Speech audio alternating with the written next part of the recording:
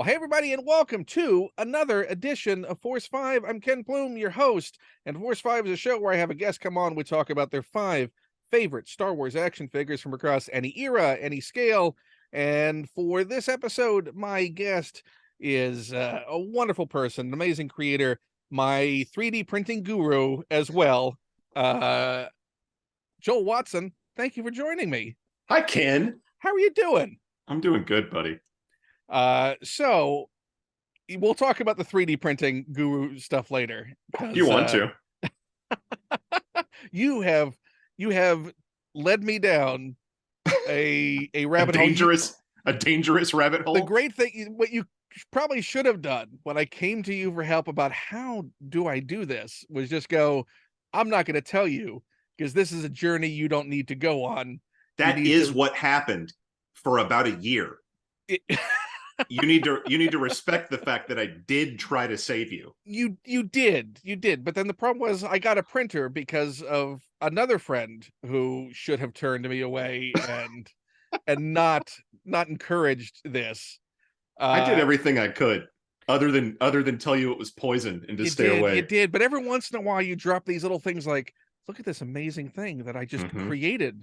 Yep. Out of whole cloth. Just this thing that didn't exist until I did this, and I made it. Yep.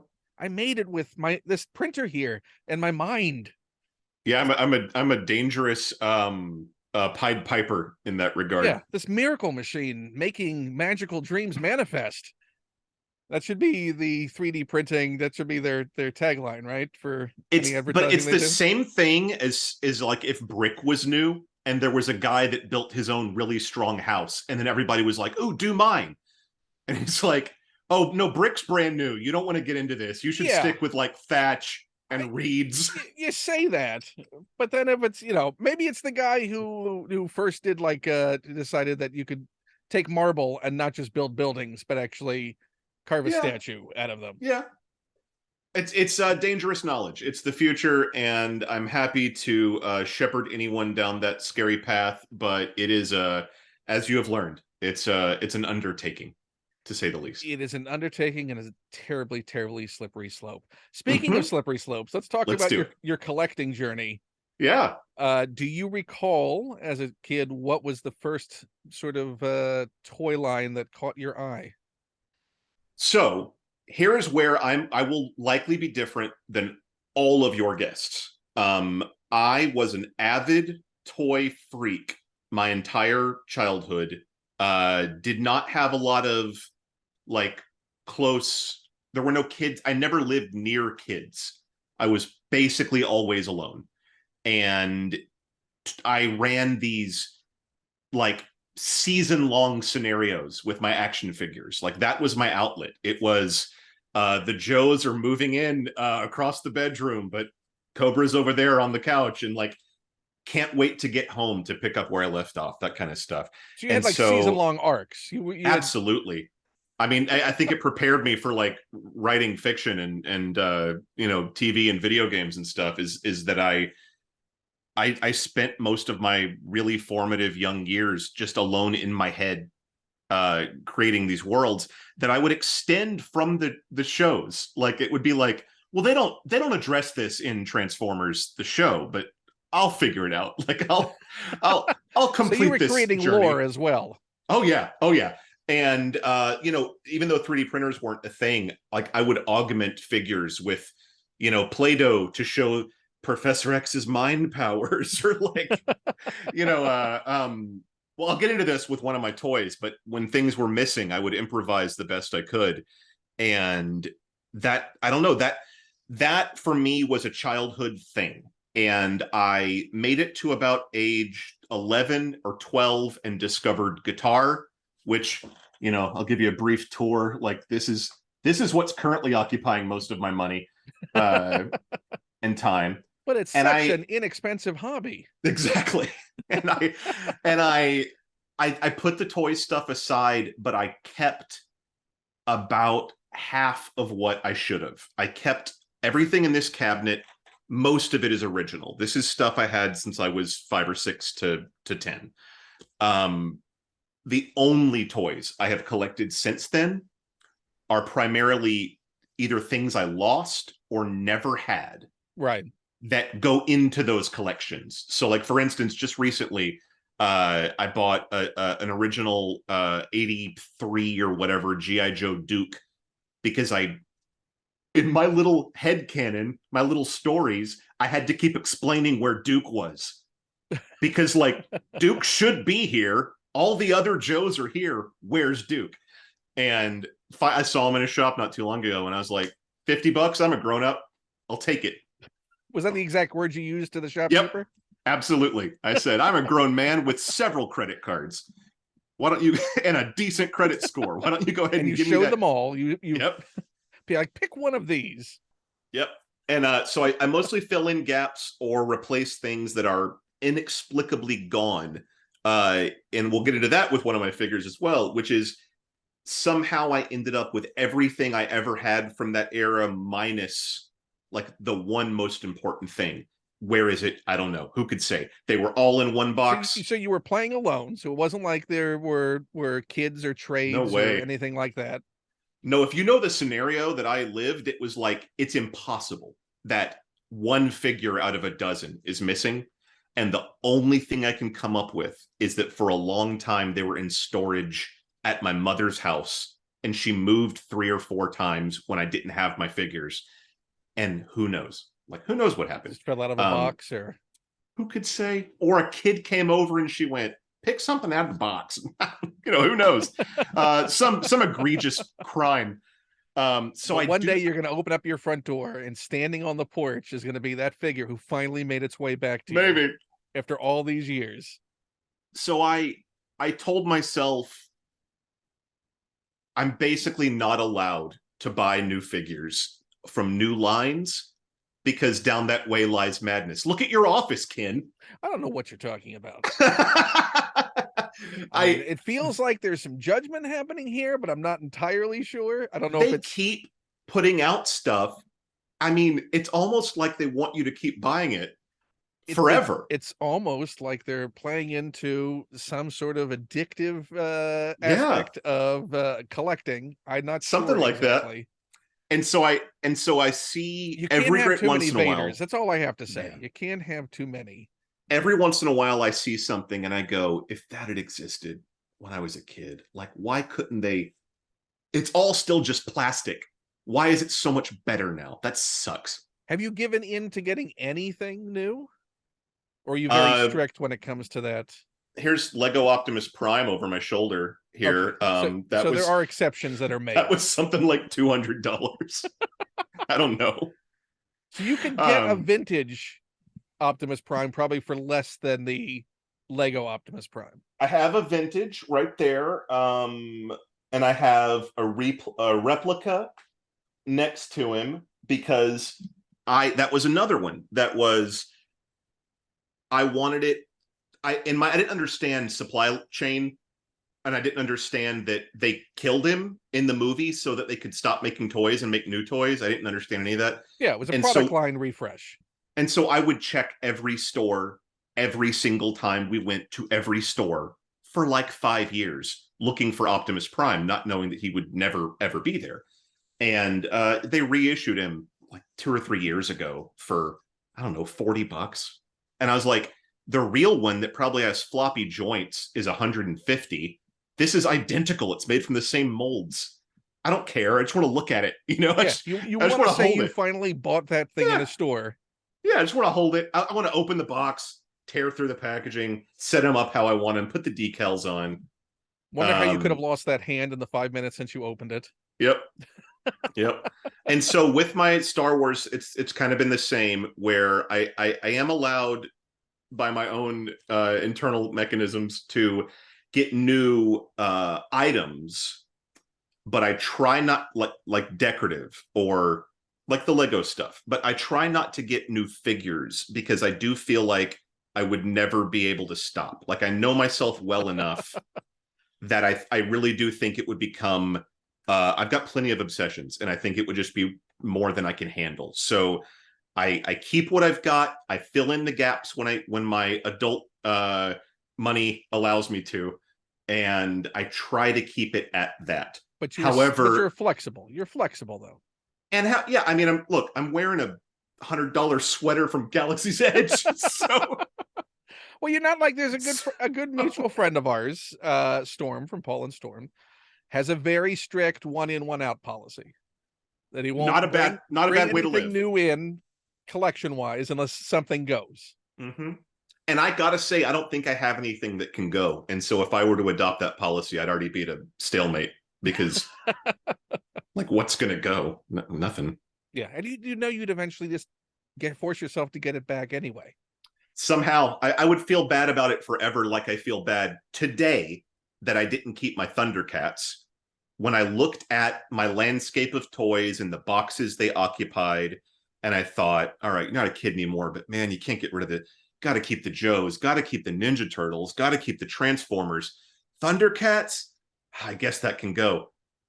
Thundercats are worth, every figure is worth over $100 today because they, I guess, weren't made that well. And so the paint, more than any other toy I've ever cared about, the paint is gone off every Thundercat that survived.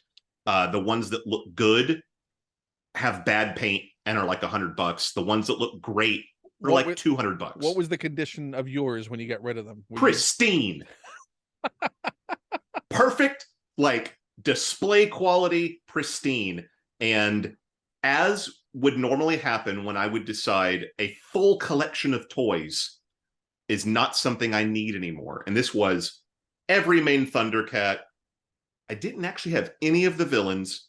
I did have the Thunder Tank, which is now worth about $600. It's so the tires were rubber, and so the tires are all gone. And if you can find them, they're worth about $100 a piece. Did they at least have a proper season finale before you got rid of them? Did you wrap up their storylines? I think I put them in a box and aged out of them, and then let them. I really never had a proper finale. I don't think so. And I think I looked at them and said, the GI Joes, maybe someday I'll have a shelf that I put them on. Turns out 10-year-old me, you were right.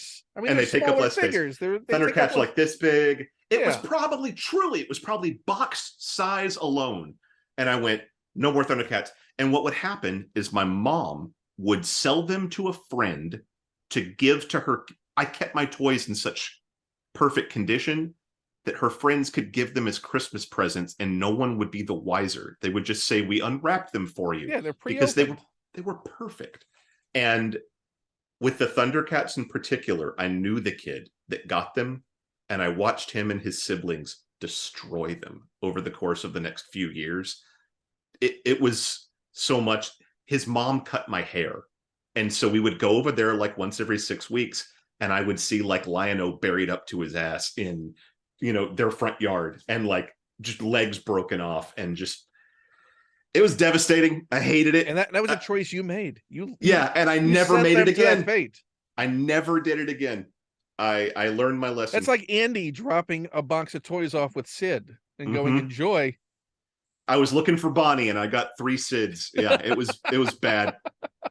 The only other purge I've ever done of stuff that actually made it with me when I moved is at one point I started unloading vehicles because I truly had nowhere to put them.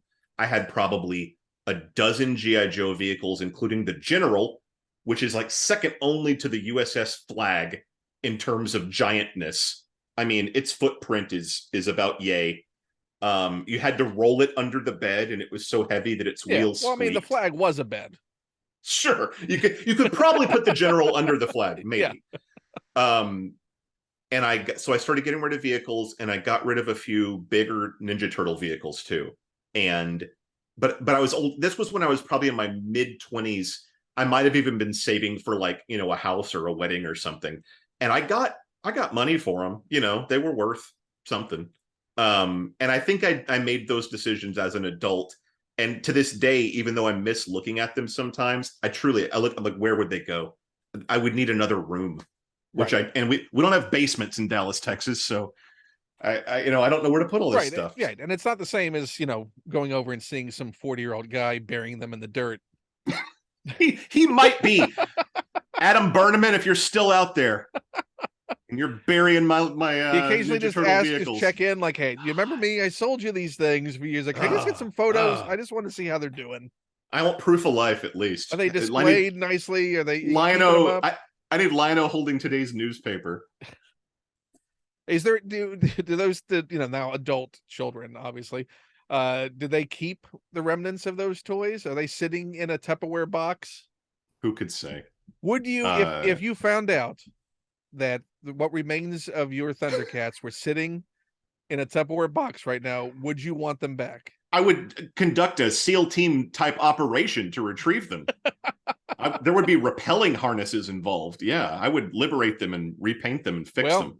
This is what a middle of the night Facebook message to a now total stranger is like. Hey, remember me? First of all, most of your toys used to be mine, so that's weird. Yeah. In case you didn't know. Second of all, do you remember that teenager that used to get his hair cut and cry when he saw you playing? Yeah, with it wasn't. Toys? It wasn't that the haircuts were painful. Did you ever wonder why the stranger was crying at you playing with your toys that you got at Christmas? Here's why. Yep. By the way, do you still have them? Yeah. Would you part with them? Can I have them? You know what actually really twisted the knife on that in particular is Facebook Marketplace showed me a local guy selling a nearly complete collection of Thundercats figures. He wanted $4,000. I thought he was out of his mind, and I went and priced the figures, and he's not that far off. For 24 figures? I mean, good God. And like a few vehicles, but like the vehicle, again, the Thunder King's like $600. So, God. What'd your mom get? Like $10 from this friend? I mean, I bet I got $50 for the lot in like 1992. Oh, that's like $100. It is, but yeah, not great. Not great. No, it's not 4,000. No, but nobody knew then. But I also never would have sold them today. It's just now I can't get them. Well, you don't know that. You haven't reached out in the middle of the night in a random Facebook message. If anyone watching this has a full set of Thundercats and doesn't want $4,000, feel free to message me. No, well, it also has you have to find. We need the rescue mission for your original Thundercats. God, which are probably sitting in that Tupperware bin right now. No, they died in a garage. They died under a mobile home in Lumberton, Texas, a long time ago. You say that, but in the back of your mind right now, you're going, I don't know if that's the case. Don't plant the seeds of doubt in me. Let me be at peace.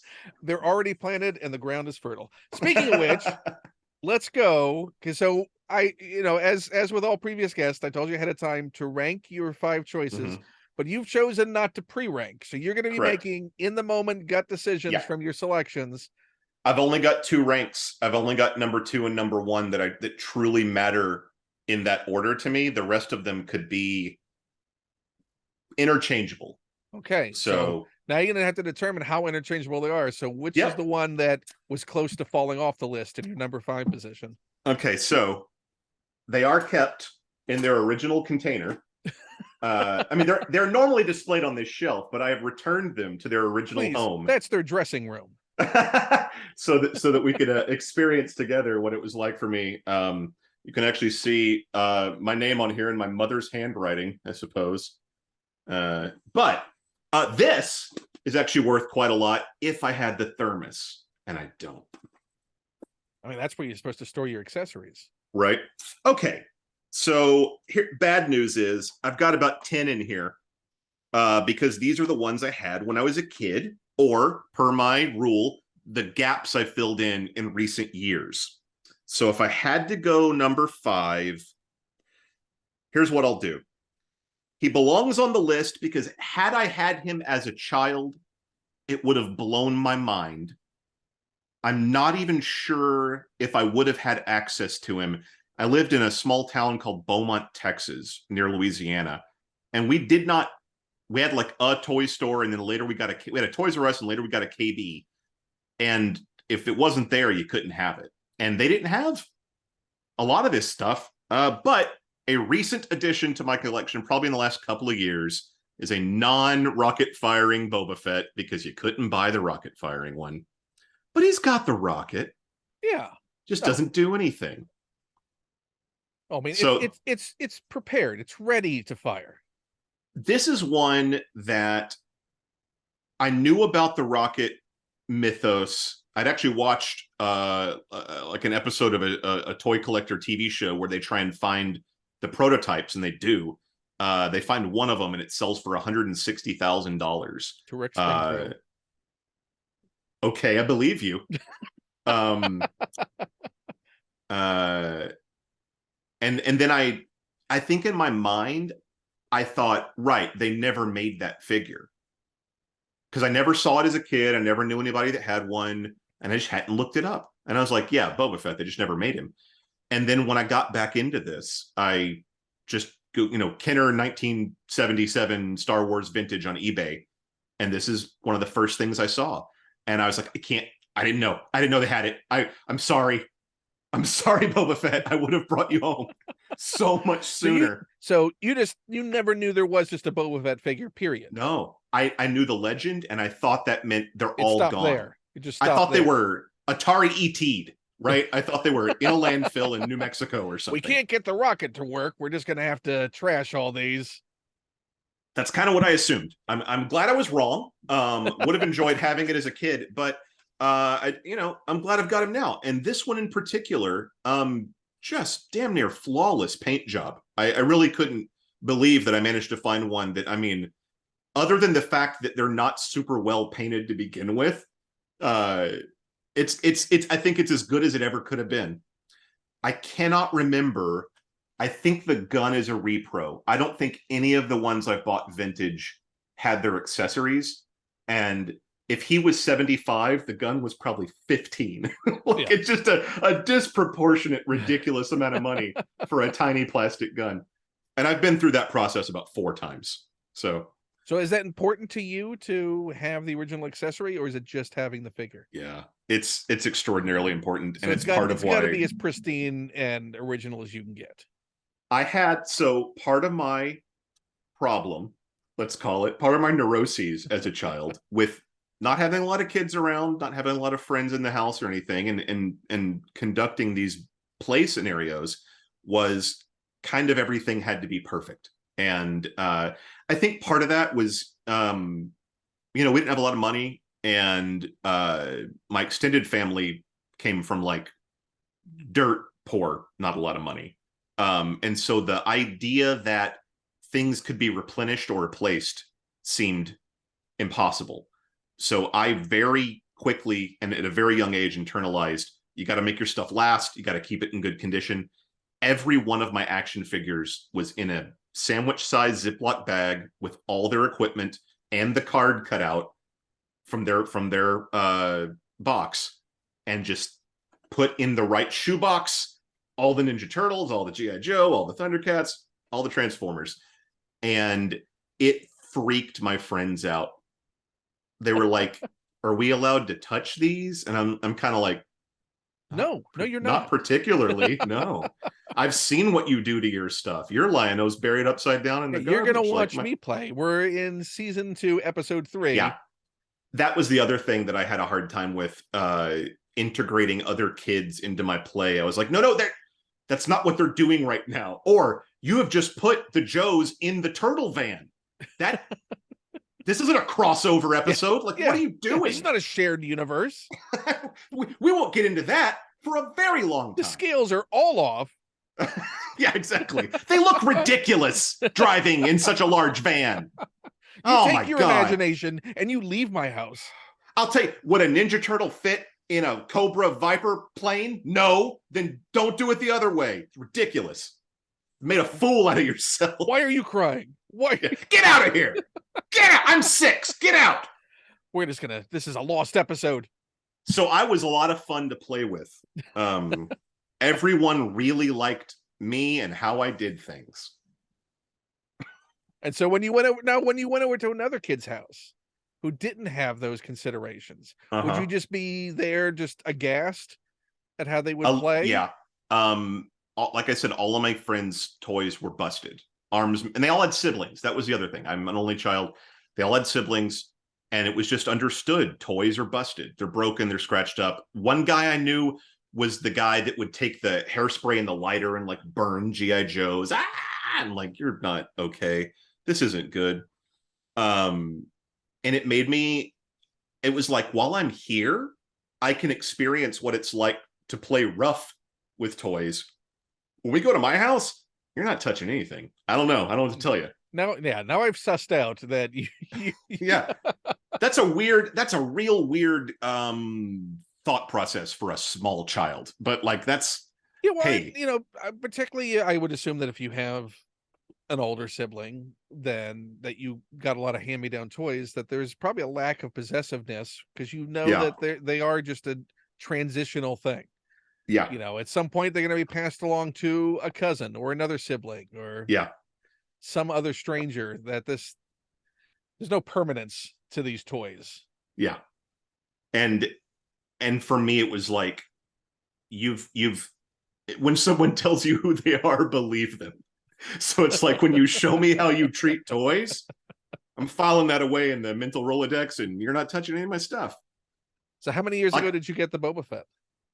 just a couple. I really started picking this stuff up. It might have even been a pandemic thing where I was like, hey, we need some joy in our lives. Let's buy stuff. And I think that was one. Oh man, I'm gonna get in trouble for this. I think that's one I bought for myself. It might have been one that I talked about until my wife bought it on for like You a both have birthday a or very good something. relationship when it comes to facilitating each other's We try. collecting obsessions We and try. hobbies. It's, there are far more dangerous and detrimental things to be obsessed with in this life than Then someone three asking for a point Lego set. 3.75 inch plastic figures or Legos. Yeah, I mean, it's fine. And I think like I said, you also get to that point where it's like, we're grown-ups. What's $100? It seems crazy, but let's enjoy it. And there have been times where we didn't have $100, so it's like, if we got it now, let's get it now, because maybe we won't have it 10 years from now. Like, I'd rather hold on to them while I got the chance. Plus, what are the prices going to be like another 5 or 10 years? I mean, but I do think the pandemic doubled and sometimes tripled the prices on a lot of these things. Do you think people were bored like me and I think just people were bored, and at the beginning of the pandemic, just by dint of not going out to restaurants, not going out to movies, there was a little more cash sitting around, a little more uh, fluidity. dude, And for a lot of people, just not driving oh was yeah, putting $1,000 a month in their pocket. so I think a lot of folks were going, well, what's on eBay, Uh-huh. and doing those idle searches in that time of Yep. sitting, and decided, oh, I'll get that figure. So I think that led to the scarcity, which has really driven up the prices on a lot of these things, that people Yeah, and I just agree. all the stuff that used to be, oh, you can easily find so and so figure, has now turned into, it's impossible to find so and so figure, Mhm. because so many people just casually went out there and went, oh, I'll pick that up when the That's prices were why cheap. I have no problem with the repros, because like I said, I don't need to know its pedigree. I just want to remember what it was like to hold it and look at it, and that's fine. And if you're going to let me do that for 30 $40, which again, that's already a premium on an action figure, but I can just go to Target and buy it, like, that's okay. What I really don't like, and what a lot of the companies are doing right now, is doing those repros with new molds. That should be a crime. Where's Merrick Garland on this? Because that's insane. I went to there's a vintage toy shop in our mall, and I've been looking for Kenner's superpower figures. My wife got me my Batmobile from when I was 6, my Batman and Robin Batmobile with the ejecting bumper. Can I get him out? Whatever. He's down there. And I was like, oh, and I'll just go pick up a Batman and Robin to put in those 2 seats. Can't. They're all garbage. They're expensive garbage. They look terrible.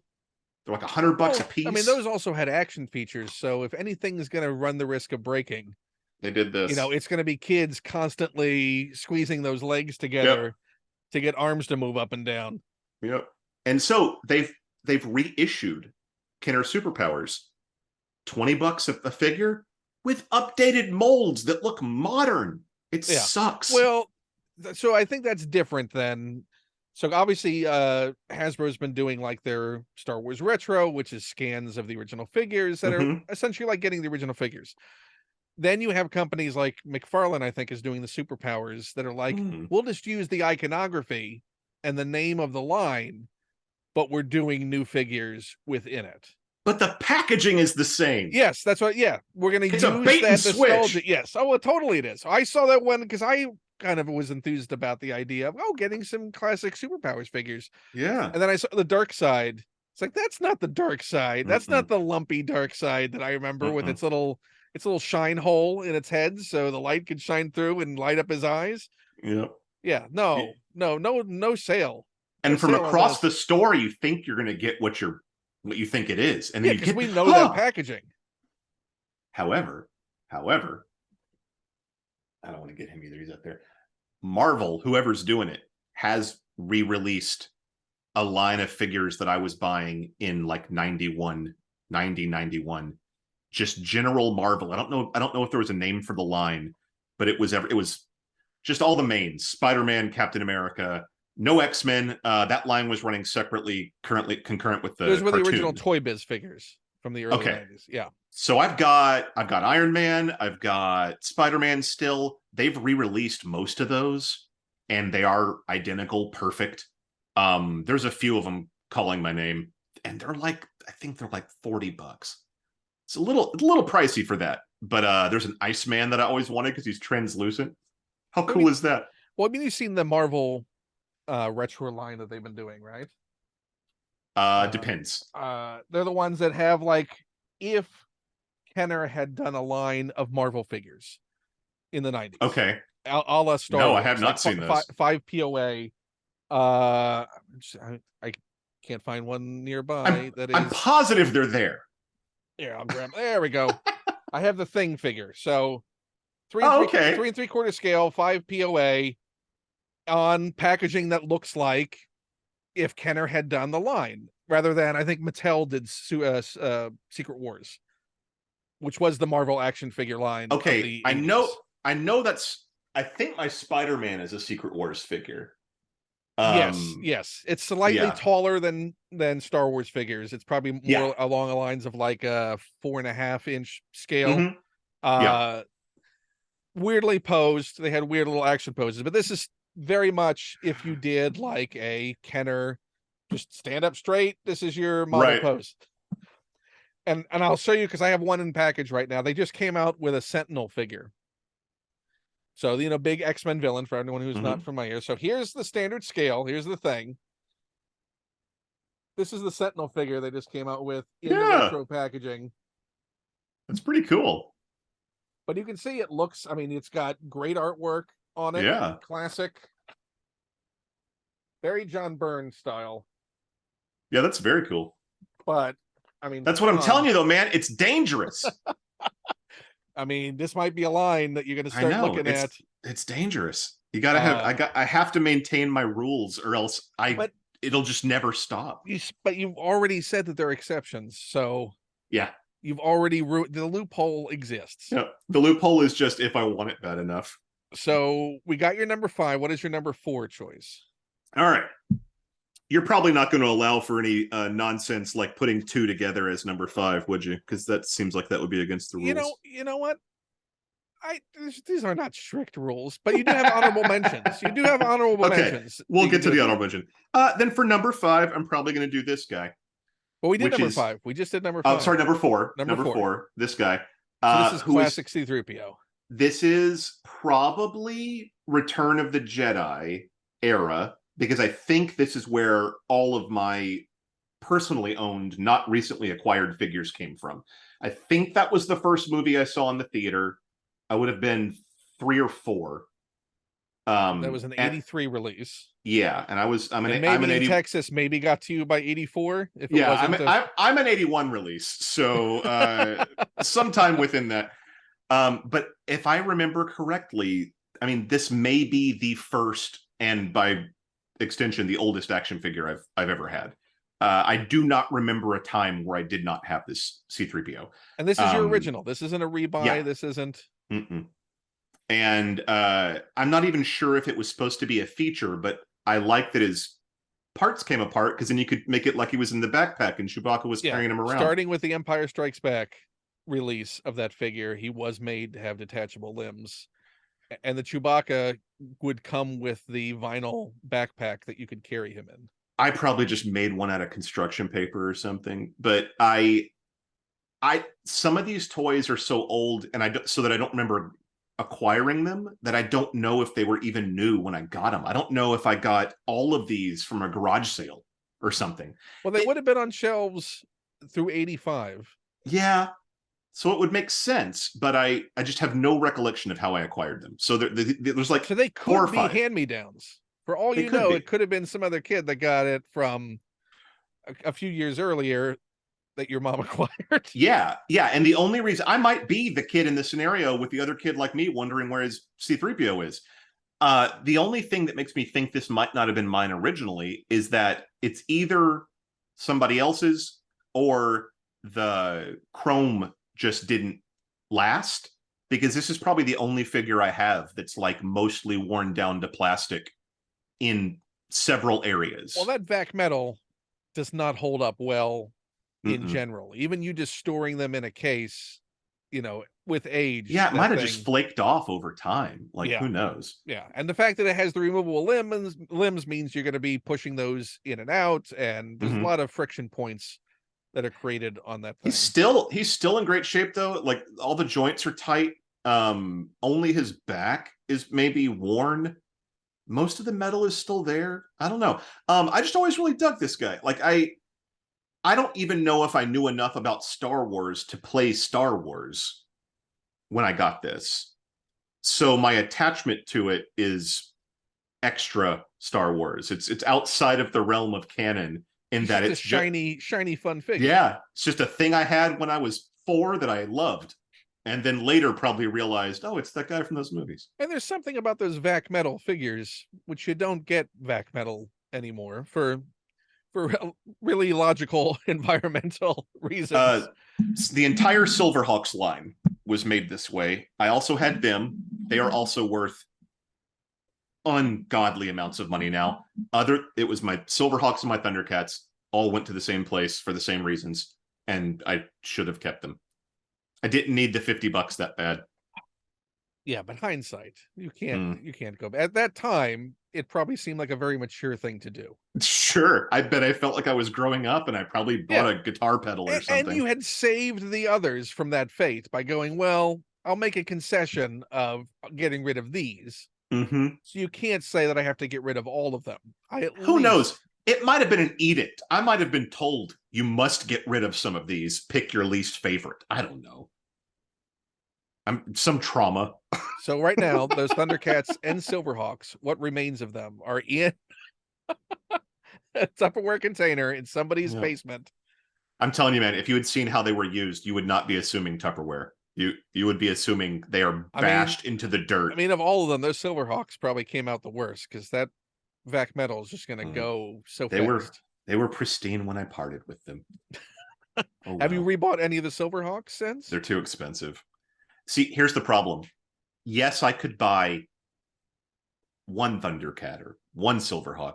That doesn't do it for me. I want them all back. So if they did a modern release of that, day one, if they were $30 a piece, I'd buy a half dozen of them. Absolutely. That's not going to happen. That show was never popular. That show, but it lives in your heart. That show I love so much because it set my brain on fire when I was 6 years old. I thought it was the best thing that had ever happened.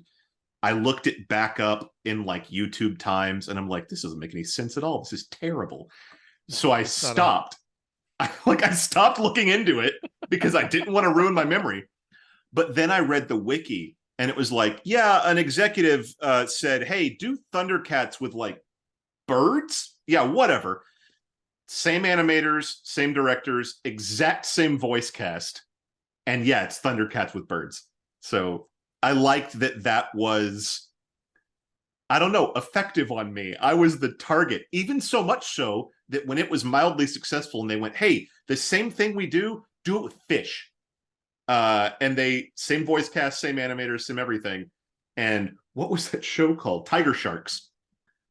Worked on me again. So you realize that they could have also reused the exact same theme songs because they have the same number of syllables in all three of those names. Silverhawks, Silver, Thundercats. Yeah. It's the same. It's exactly the same.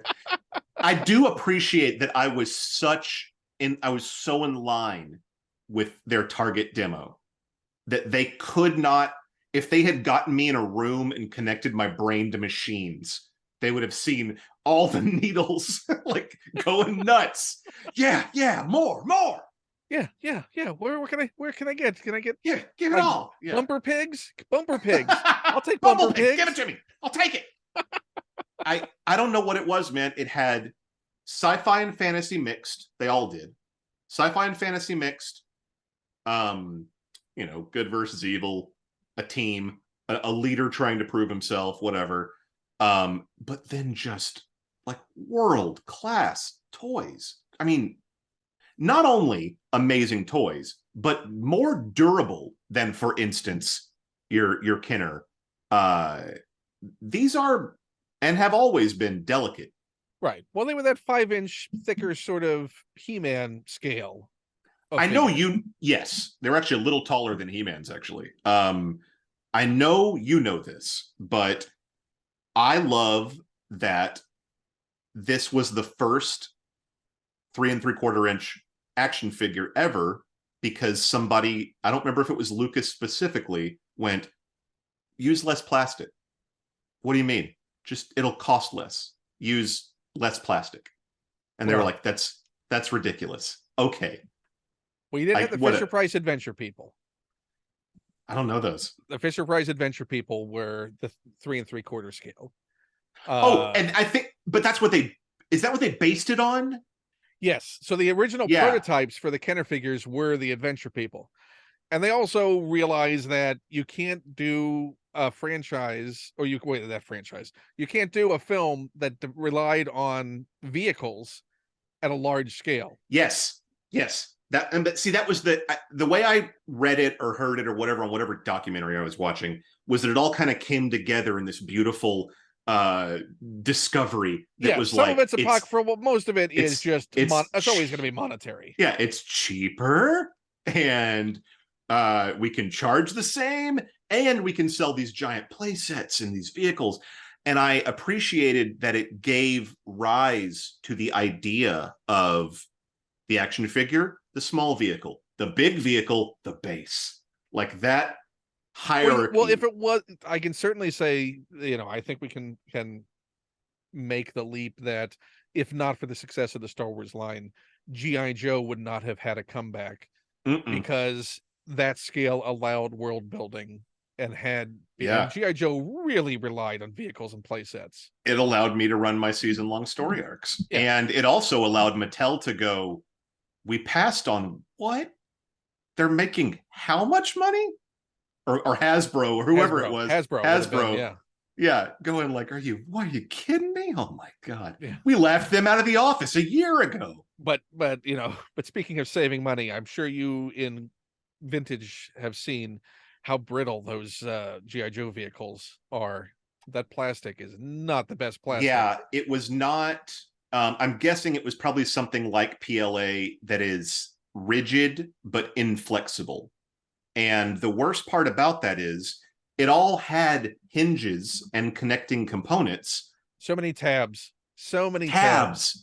And I had a vehicle that was called the Bridge Layer, and it was a tank that had a bridge on it, and it was supposed to extend the bridge and then drive over it, which the toy could not do. You had to completely disconnect the bridge, and it really felt like you were going to break it. And I always thought, don't be too hard with it. It had a crane arm that you would actually lay it flat down and have to unpin that Yeah, you had to crane pull the arms on pins the out. Yeah. And it was tight. Like it had those expando Well, it was clips. sort of like a bracket like that, right? That, you would sort of like angle down into it to get it locked in. The pegs that had like the open, and so this would go into the hole and kind of do that. And that's what held it in. The clips. They're like clippy pegs. And I remember thinking, it's only got so many bends in it. Once you saw the white starting to spread. Yeah, the white. It was like a cancer spreading across the then toy. You were like, I need to stop playing with this. This is not going to end well. Yeah. One of my toy neuroses was if I ever saw anything like that, I would like retire a thing. And because it made me sad to not be able to play with it, I would have to put it out of sight. Oh. So I would like put it behind something on a shelf or when you'd accidentally, stumble over something or and then you're like, oh no, did it get deformed? And you'd see the little white part where, clearly something happened there. Yeah. Or just components would stop working. I mean, what was the name of the name of the helicopter that Wild Bill flew? Was it the Dragonfly? I don't know. And it was a great toy. So it was a chopper, and you'd put him in the cockpit, and it had a trigger. The squeeze, to actually turn the rotors. Mm-hmm. And I just remember going to town with that thing. Yep. Until it didn't go to town anymore, and it just seized up, and there was no, at that point, taking apart something was a one-way street. It was sort of like, I'm going to see how this works, and it's probably not going to go back together. I think it never even occurred to me that if there were a mechanical problem with a toy that it could be fixed. Who would do that? How? Are they toy wizards? Who knows this? Yeah. This craft, the most adventurous I'd get would be swapping G.I. Joe parts. I had a guy take the screw out and he'd swap arms. I don't remember who it was, but one of my Joes, I don't think I did it. It might have been one of my friends who did the spin it and watch him boom, spin around, and obviously pop the rubber band. And I think I like laid him to rest. Like, he's dead now. He can't be played with. His torso is here. His legs are here. It's dead. And when I started, that was a whole special episode. Yeah. And when the general had a rocket launcher and they loaded him into it and shot him to the moon. But I remember when I started displaying them, realizing how basically all of them needed new rubber bands. So I watched a YouTube video, and it's like, here's how to do it. You buy a pack of them on Amazon. The O-rings. It's this O-ring that, it's exactly this diameter. I probably bought 1,000 of them because it was $5. Listen, I don't know about you, but I have fallen down the rabbit hole. There's a wonderful channel called Toy Polloi. You told me about him. Yeah. Gentleman in the UK that does toy repair. That is just, it's my ASMR of collecting. Is just put that channel on in the background and watch him fix an X-Wing. Or fix O-rings in G.I. Joes. Or I have fixed toys with 3D printing a couple of times, which I find highly satisfying, because it's either this part doesn't exist, you just can't have it, and it's like, I will have it, I will make it, or this part exists and it's very expensive. And a couple of times I actually have a plan for one I haven't done yet.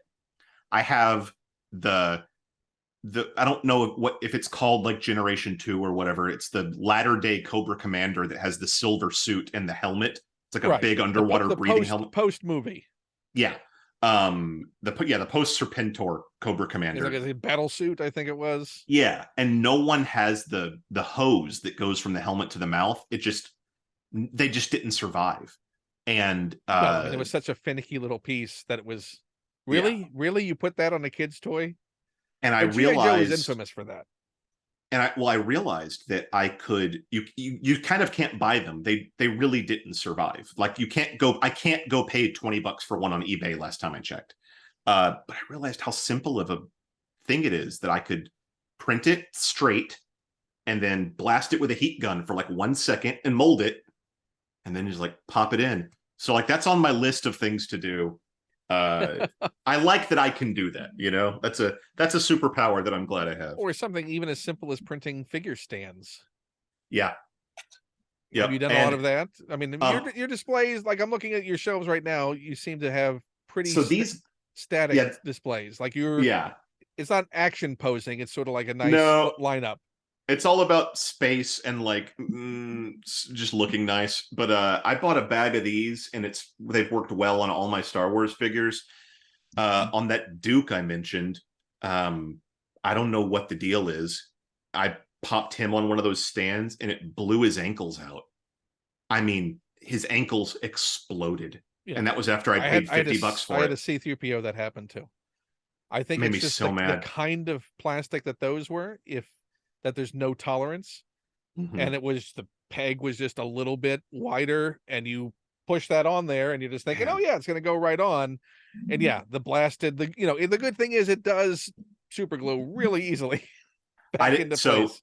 the little pieces, they're probably still in my carpet. I would never be able to find them. Oh, it went in multiple pieces. They just boo, Oh and that was yeah, the after 3PO was a nice break of the heel.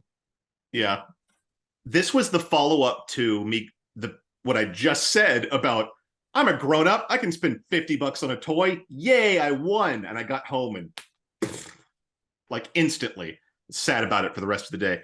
I still might like I'm sure I could probably do some kind of air drying Sculpey that I could paint or something that would at least Oh, cosmetically make it look well, right. again, dive into that Toy Polloid channel because he's done repairs like that on Yeah, little I will. broken bits. I do want to fix him.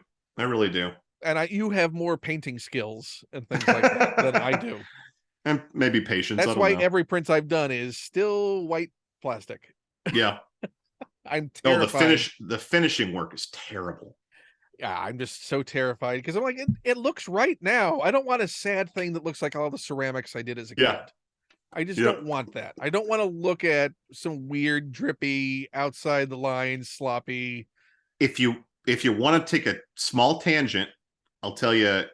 I brought a few things that are not not action figures, but for instance, this goes right into everything we're talking about. This is my 3D printed hunk of Beskar that I took 3 or 4 different available designs and combined them until it was what I wanted. And it's hollow. It's filled with sand and ball bearings. So it's got Some heft to it. nice heft to it. Feels very nice. But if I said 6 hours of finishing work, I'd probably be about right. It is uh, sanded, polished, washed with black paint, washed with metallic paint. What are you, Like Adam Savage? What are you, Norm oh my Chan? god, I What did is the this? whole thing. I did the whole thing, and What is this weathering crap that it's you're doing? smooth. Like it's perfectly smooth to the touch. It doesn't feel like metal, but man, it looks great. And If I hear you say the word wash, but the wash is the secret. If you use a nice filament and then you do a paint wash, it fills in, eyes and gaps and mouths, and it just gives dimension and depth to them. Doesn't look great on white, but it looks really good on metallic filaments or even just darker colors. It'll turn something that looks like a hunk of plastic into something that looks like an expensive hunk of plastic. which is what we're all looking for. Anyway, I mean, expensive hunks of plastic. That's all I've got. speaking of which, what's Yeah. your number 3 choice? Your middle of the pack. All right. This is where I'm going to have to break a rule because I don't see how these two exist without each other. But again, I think Return of the Jedi, I think for the Chewie, I think this is original 77 Han Solo. Yeah, but he probably would have been sold on a Jedi card because they just kept that thing in circulation. But with the ugly face. There were 2 faces, and this is the one that looks less like Harrison Ford. Is that the big head? That's the big head. He's got one? a big, huge head. Yeah, and a haircut. The Melon Han. Where did this haircut come from? So this is one of the ones that somehow wasn't in this box. There's just no world where I separated these two. It never happened. So if I had like a genie and it was like, you have 3 wishes, I'd be like, tell me what happened to my Han Solo. Who took it? Where? It's on this planet right now. Where is it? You sure he wasn't transformed into a Han and Carbonite without you knowing and was I carried mean, away? you know, it's kind of a combination of these two, right? Like that's but this, along with this 3PO, these two and the 3PO. Han's blaster is now MIA, so it's like somewhere. I'll find it. These two and the 3PO and two others were like my original, again, maybe my first action figures. The thing that makes me think it could have been a garage sale haul is I kind of remember always having them all at once. And I was never bought like 6 figures in succession. That never happened. So it feels you might have gotten them as a lot. Just yeah, it feels right. Also, I never had any of their accessories. So like this Chewbacca bowcaster, which it is not, I think I paid $20 for it, for this tiny little hunk of plastic just to make him complete.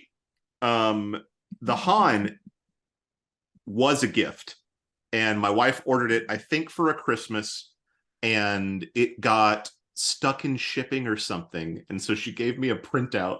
It was like he would be here, and he had a little Santa hat on in the printout. And it's like, Merry Christmas eventually. Like a Kenner early bird special mail away. Yeah. Just yep. This is the promise of the figure to come. You're right. Yeah. That never even occurred to me how totally apropos that is. Here's a piece of cardboard. Someday you'll have a you toy. the promise of a toy. Uh-huh. But I did actually get it. And oddly enough, I don't think she would have had any way to know which head I had. Had it been the wrong one, I would have gone, thanks. And I think the big head Han, I like him. I think was the original release. I think and so they too. revised it. So that plays more into your belief that it might have been a yard sale. Same with him. I think I bought the gun after he came in. The gun was probably like $10 or so. God, it's so tiny, it's ridiculous. Oh, everything's so easy to lose with those figures. And he was one that apparently the original gun was blue. And I thought, I believe so. Yeah. Why? Like, why? So I actually bought the wrong one, black, because I just thought it looked better. I don't have to impress anyone. But you'll always know. Yeah. Eventually, right after we're done, you're gonna be looking on eBay for blue Han guns. Blue gun, yep, probably. His Han blaster. This Chewie has just a hint of the stickiness of like plastic that has oozed out its soul and becomes slightly tacky to the touch. From the heat. Yeah. Have you washed in soap and water? You can wash that off in just soap and water. I have not. Basically. So what I did when I got like a secondhand batch of Star Wars figures last year, was it last year? Earlier this year? It wasn't that long ago. Probably like 4 or 5 months ago. Yeah. And it was just like I used some of the power wash and just foamed them up, used a toothbrush, cleaned it out, and just let them air dry, and it was all good. So I would certainly, and I've done that to other figures that were stuff that was stored in the attic for too long. So they do sort of get that tackiness to them. You know, he does have the most shocking blue eyes, which I also don't remember from the movie. Now, is he a side-eye Chewbacca or straight-eye Chewbacca? They seem to be straight on. Okay, because they know there's an entire run of them that also is side-eye. No, I haven't heard of that. And they're the most hilarious looking figures you've seen. It is intentional. Like, it's not a misprint. It's just it's just straight on. Like, what was that? What'd you say? I have both the straight eye and the side eye, but the side eye is definitely my favorite. So I think with those, I think by the time, weirdly, the first Star Wars movie I remember connecting with was the Ewok movie. Probably because it was on VHS and accessible. Were you a family that taped things off of air? Because that would have been something they could have. It was a TV Yeah, it was a TV movie. So And that would so have been probably something that, yeah, let's record that and he can keep watching Star Wars again and again. yeah, it must have been a VHS off TV that I had, and I remembered watching it a lot. And not when I got older, a little bit older, like 9, 10, 11, I remembered thinking, I've been watching those Star Wars movies. None of the stuff I remember happens in any of them. And it was years before I realized the Ewok movie was something different, that it was not in any of the movies. When are they going to the planet with the kid? Yeah, And he gets where's stuck my under the Wilford water. Brimley? Where's my What's Wilford going on? Brimley? Why does no one And talk about him as a Star Wars actor? it really probably wasn't until the special editions that I decided, you know what, you should sit down and watch all the movies that exist. Remember, and plus they were coming on TV leading up to the special editions. Like anyone that had the license was airing anything Star Wars to get, eyeballs on it. And I think that was probably the first time that I really sat down and watched all three and reacquainted myself with the story. And so I don't really know what my play with these figures would have been like, because I could not have been familiar with them at all. Well, I mean, it certainly wasn't the same as the investment you would have had in knowledge, like of all of the TV cartoons, like your GI Joes and Transformers, Right. and There was no daily dose of them. yeah, and So, knowing all those characters and lore because it kept being repeated every yeah. single day. Yeah, and I never had. Do we do honorable mentions at the end or in the middle? We can do it right now. It's fine. I'm going to show you three that I never Again, had. we're making the rules as we go. I don't know if you have like a council of nerds that no, rules it would be on really this stuff sad or if I was something. really strict about the rules on this thing. So between, I think these were all gifts, either from my wife or my kid over just the last couple of years. But I think one of the reasons I was never super invested in playing Star Wars as a story is I never had the main cast. I had 3PO, Han, Chewbacca, and a guy who did not make it even to the honorable mentions, a Gamorrean. This is the other reason I think it was a haul from a garage sale, is I'm positive I wouldn't have picked him over another figure. I would have been like, no, I want Luke Skywalker. So I've got a Gamorrean. I don't know how or why. I did not know what this was when I owned it. I knew it was Star Wars because it was with these guys, but I'd never related it to I mean, they don't do anything anyway. Like, right. It's like they have lines that I could have memorized. You were, or something. when the movie was in theaters, were 2, 3 years old. Yeah. So you're not for the last one. Yeah, for the one that he's in for Return of the Jedi. Yeah, so I didn't have any strong memories. I think I just considered him general bad guy, someone to do a bad thing. Your monster character. Yeah, bad guy that Han Solo could be mad at. I don't know. So they had words. In the last couple of years, my family has provided me with my main cast. Luke is vintage and did not come with a lightsaber, so I bought that off eBay and cut the tip off of it because I think they look stupid. There's so many people wincing right now. Oh, I know. That you cut the tip off. It's the dumbest looking thing in the world to me. I absolutely hate it. It was a really poor design choice for children to play with. I mean, it is not necessary to. I always thought they implied you would pull it out, but it's like, if you want to show a lightsaber that is small and then long, well, there you go. Well, I will give them, I think it is, if you're faced as a toy designer with, here's a weapon that turns on, that is a sword, that is an energy sword, that has a big dramatic turn on moment and it comes out and from the hilt. How do you realize that in toy form? I think shoving it in the forearm as a way to show that process was creative for the time. No, I'm saying it is, but the tip ruins it because by having it because it doesn't fit in. Oh yeah. Yeah. And there's even a tabby to press. Like, it's functional. It reminds me a lot of how I felt when I got my first real Ghostbusters figures. And you had those Neutrona wands that were permanently there. So when you would put their, keep talking.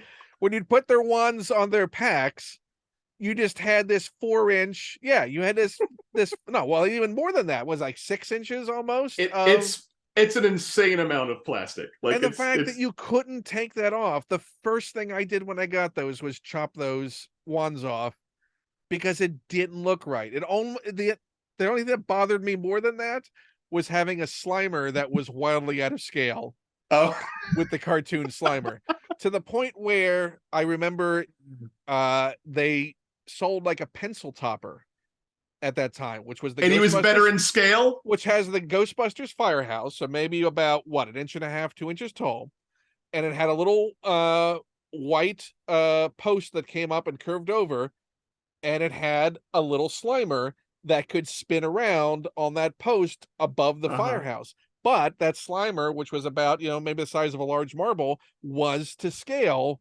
more so than the Yeah, giant Slimer that you he could was buy.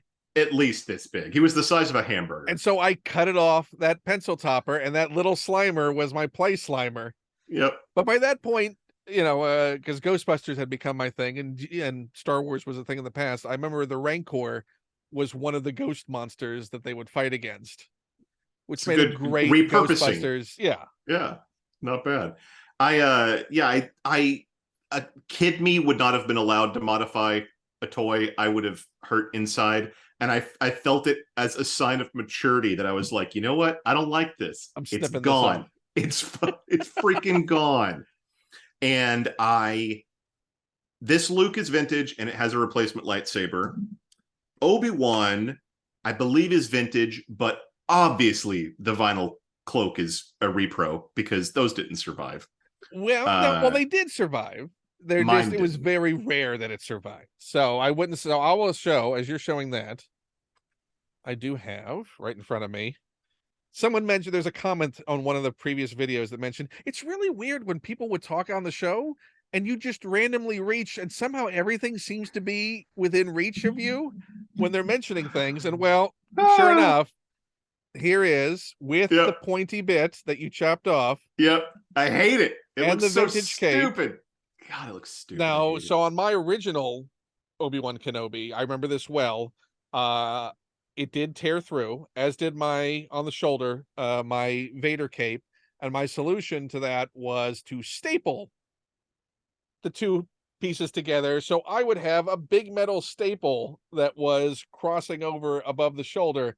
Not that, since I'm not good at repairing. I'm no toy polloi. You just made I'm me not. realize that my cloak was not correct, so I fixed it. Oh, with the collar. I pulled it I back. mean, Yeah. there's no correct and incorrect when it comes to those, because it's not like it's just not like it's Uh, screen accurate to anything anyway. Leia, on the other hand, is one of the repros from like this year. This one I pulled like off the card, which was an odd experience for me with a Star Wars figure.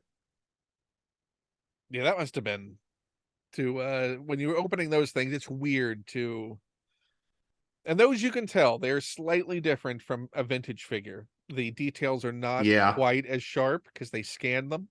yeah. There's a mushiness to some of it, sure. Yeah, yeah. But those three, so that trio makes up my, I think my honorable mentions, because had I had these as a child, I think it would have opened up my Star Wars play, Right. And because you, I felt like the whole cast was missing, I think.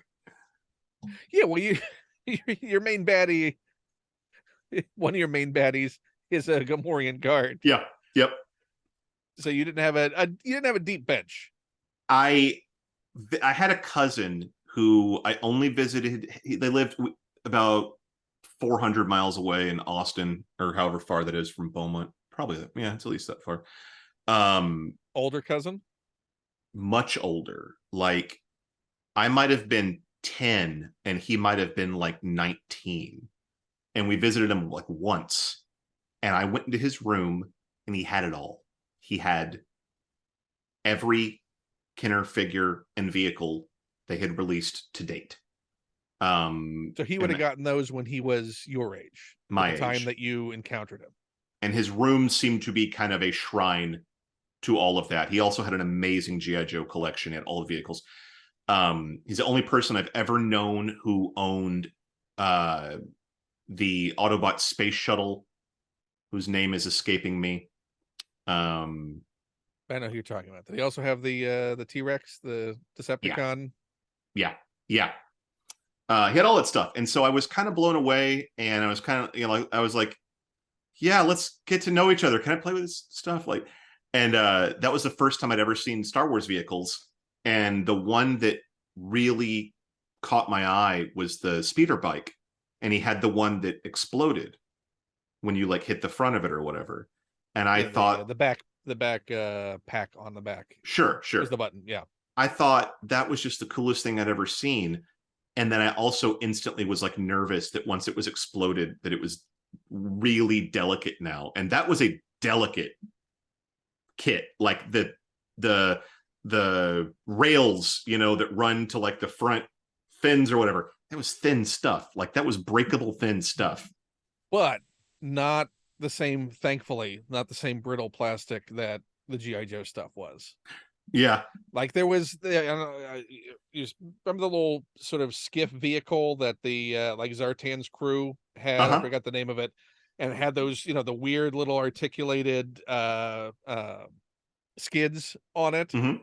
But it was like a wireframe. It was like, it was, an uncovered frame of vehicle, but all of that tubing for that frame was the brittlest It reminded me of of model. plastic. It reminded me of model kit plastic, the stuff that was left over after Yeah, you. with a tree that they Yeah, call the it. Yeah, tree. Yeah, yeah.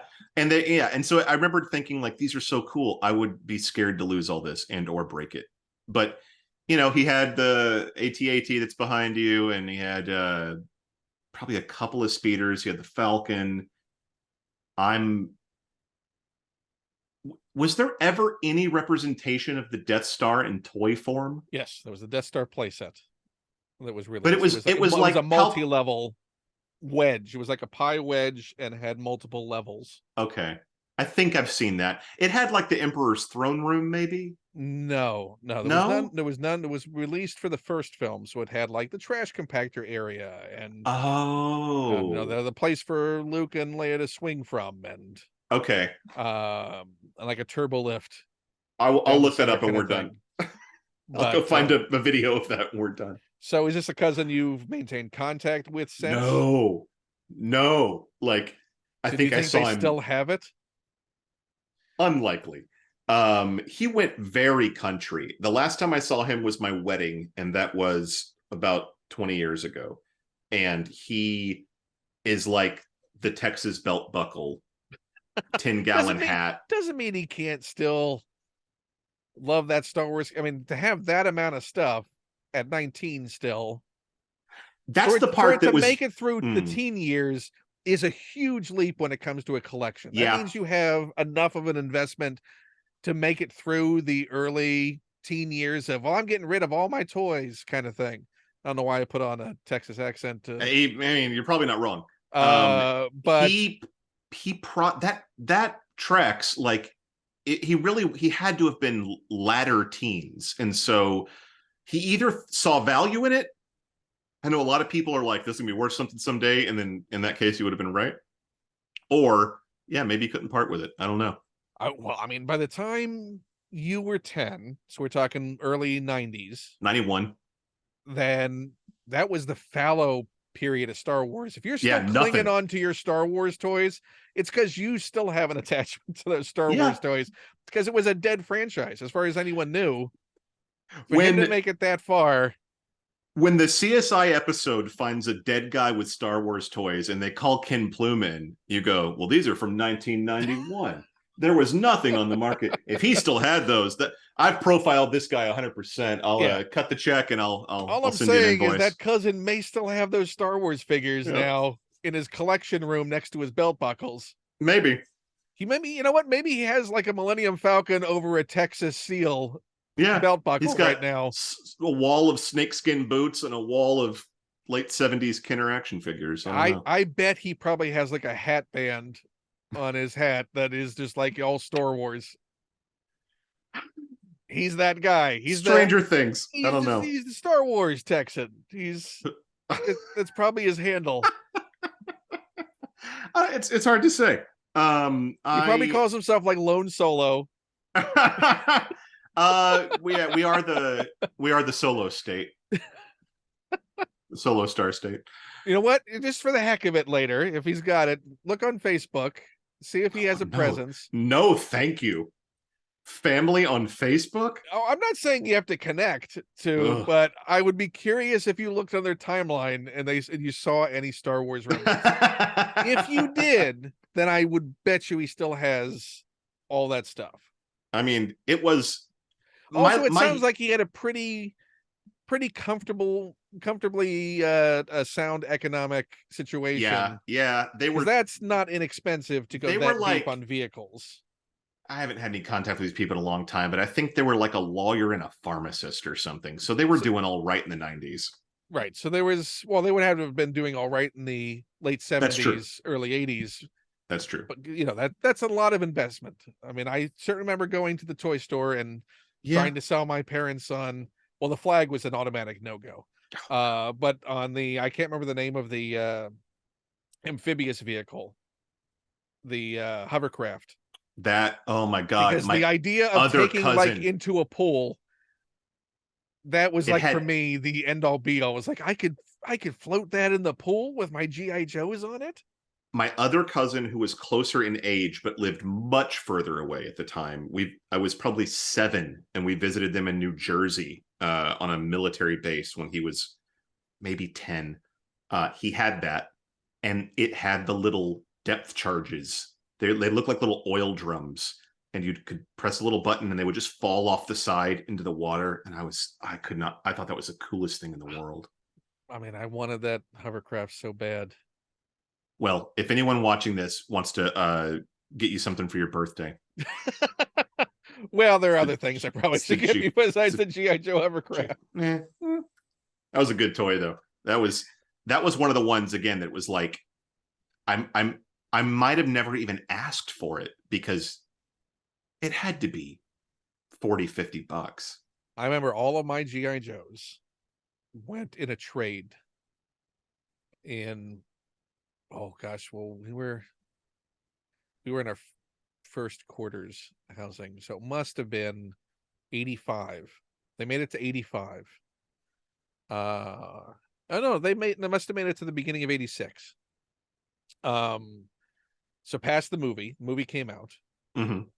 But I remember trading all of my GI Joes for what was important to me then, because you couldn't find them in stores. And the kid was like, I'll take all your GI Joes for my Megatron.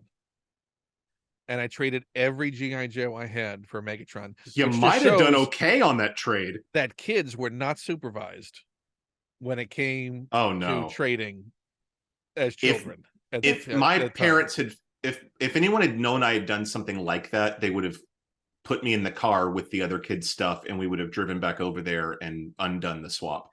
Yeah, for sure. This was a lot of. I mean, and I kept things pretty well.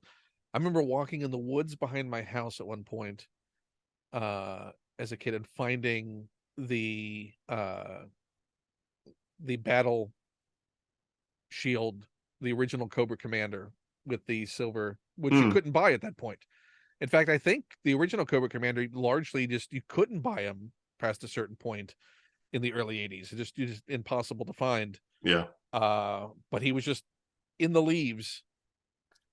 And I remember his faceplate was scuffed up, and I used a silver crayon to repair it, and it looked enough like the silver paint.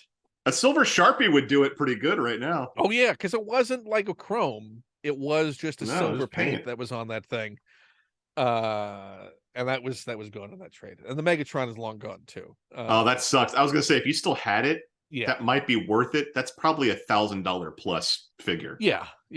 But that was especially considering his scarcity, because he was pulled from the market. But to be fair, there was a big box of GI Joes, so there was probably a couple $100 in early 80s money of GI Joes in that trade. So yeah, I think at the time, in real value, they got the better end of the deal on that. I'll tell you what people like us probably know that other people don't know, is that I know to this day every figure that every one of my friends had that I didn't have, because in my head that might as well have been their middle name. Like Rob, who has this, and this, Murray, because it was like, if I'm going to spend the night, well, then I got to get all the stuff that goes with that will complement each other. I've never been able to play this guy versus that guy before, and so this is a rare opportunity to join our houses. Right. Like, or you just know that's the only opportunity to play with that thing that they have. But you Like, have to I remember pretend the like friend I who don't. had like Metroplex, Yeah, the city transformer, and he had a flag too. You know, the flag was I won't unreasonable. say what the name of this child was besides Joe. His name was Joe, and he had everything, and he did not care. I He was nonplussed about the amount of toys that he had.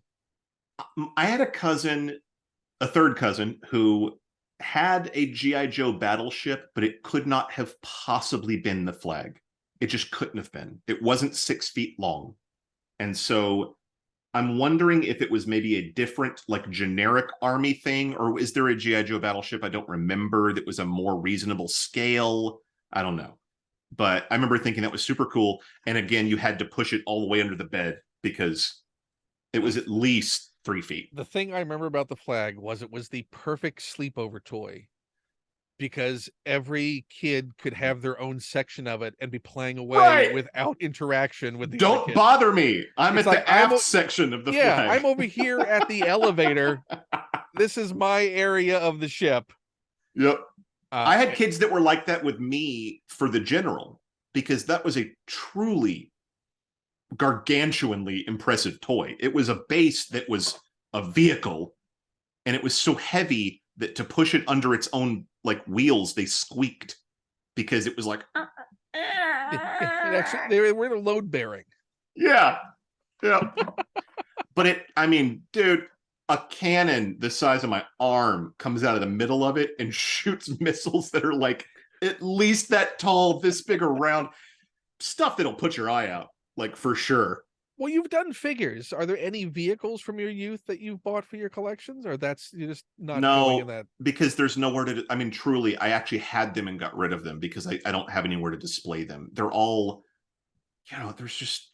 I mean, Yeah, but you know, if it's a, like a jet or something, you could hang that from the ceiling. There are ways to do you could. displays of things like the that. The best vehicles I had were all Joe's, and they had. Oh, you know what? That's not true. I think I have all of my medium-sized Ninja Turtles vehicles because it's like it's a skateboard or a jet ski or a motorcycle, and so those go on a shelf. Right. But like I had the blimp. The blimp blows up to like this big. But again, that could be hanging behind you right now It from the could be. ceiling. It could be. It's not. The They thing that did. was most, I had friends, no, I had family that had the blimp, and the most disappointing thing was, well, unless you fill it with helium, it's not gonna float. It's just you have to hold it. It's I not mean, a blimp. but it It's had just it had a trigger that dropped the bombs. So instead of turning a propeller, you'd pull that trigger and it would fire. And it was a really smart mechanism. The bombs were like 1, 2, 3, so 6 total on 3 on each side. If you pulled the trigger, it would let the first 2 go, and then further it would let the second 2 go, and all the way it would let the third. And that was cool for that, like, at that on a time. staged release like that. Yeah, that See, was a now good I'm toy. curious. Now I'm going to do a dive on the YouTube later because surely this has been done. Someone with that has tried filling it with Fill it helium. with helium. I don't think To it would see, float. you think there's too much weight on the bottom? I think the balloon itself weighs too much to float. It was a thick vinyl, like inflatable pool toy float Well, balloon. we're gonna have to figure this out. This is gonna be to anyone They who has did that the helium challenge. I'm throwing the gauntlet Turtle down Blimp now. Helium Challenge 2022. This is what TikTok was made for. Come on. They did reissue it a couple years ago. It's still in stores. It's in the same box. I've come real close to buying it a few times. I think it's like $90 new, but again, it's huge. It's massive. Well, I'm throwing the helium challenge down at your feet then. The gauntlet. Yeah. The Ninja Turtle Blimp Helium Gauntlet has been thrown. Come on. Who knows? So you talked about your 5, 4, and 3 spots being Mhm. sort of flexible, but you Yep. from the start said that 1 and 2 were definitely going to be the 2 figures that you've put there. So what is in your number 2 spot? Number two, again. Was number two always going to be number two, or you always knew what Mhm. your top two was, you just didn't know what the order was going to be? I always knew what number one was. Okay. And I know that number two could have easily been number one, if not for like one thing. Okay. So number two, again, must have come with all these guys, or somehow I got them all at the same time. I don't know. But it's your bad boy. It's your big daddy. Again, chop the lightsaber because I hated it. This one holds a little bit of a special place because, and again, lending credence to the garage sale theory, I never had a cape and I never had a lightsaber for him until a few years ago. The cape was made out of felt. Either me or my mom did it. I don't know. The lightsaber was a red toothpick that I had crammed into his arm. Which works perfectly. It was good enough for me. It worked. Probably 4, 5, 6 years ago, I got the replacement saber, and maybe shortly after that, the real cape. These are the easiest things to reproduce. I mean, when you actually get them, you're like, oh, there's like a die cut machine. Someone's using a Cricut machine to mass produce these things and sell them. And bless them. I'm so glad they are skirting copyright law so that my Darth Vader can Yeah, are they though? be. Or I promise you, the shape of this cape is trademarked. It has to be. I mean, it is the exact same shape for Yeah. the Tusken Raider and Obi-Wan. Yep. It is one of those things that when you finally see it, you're like, wait, what's with the cape?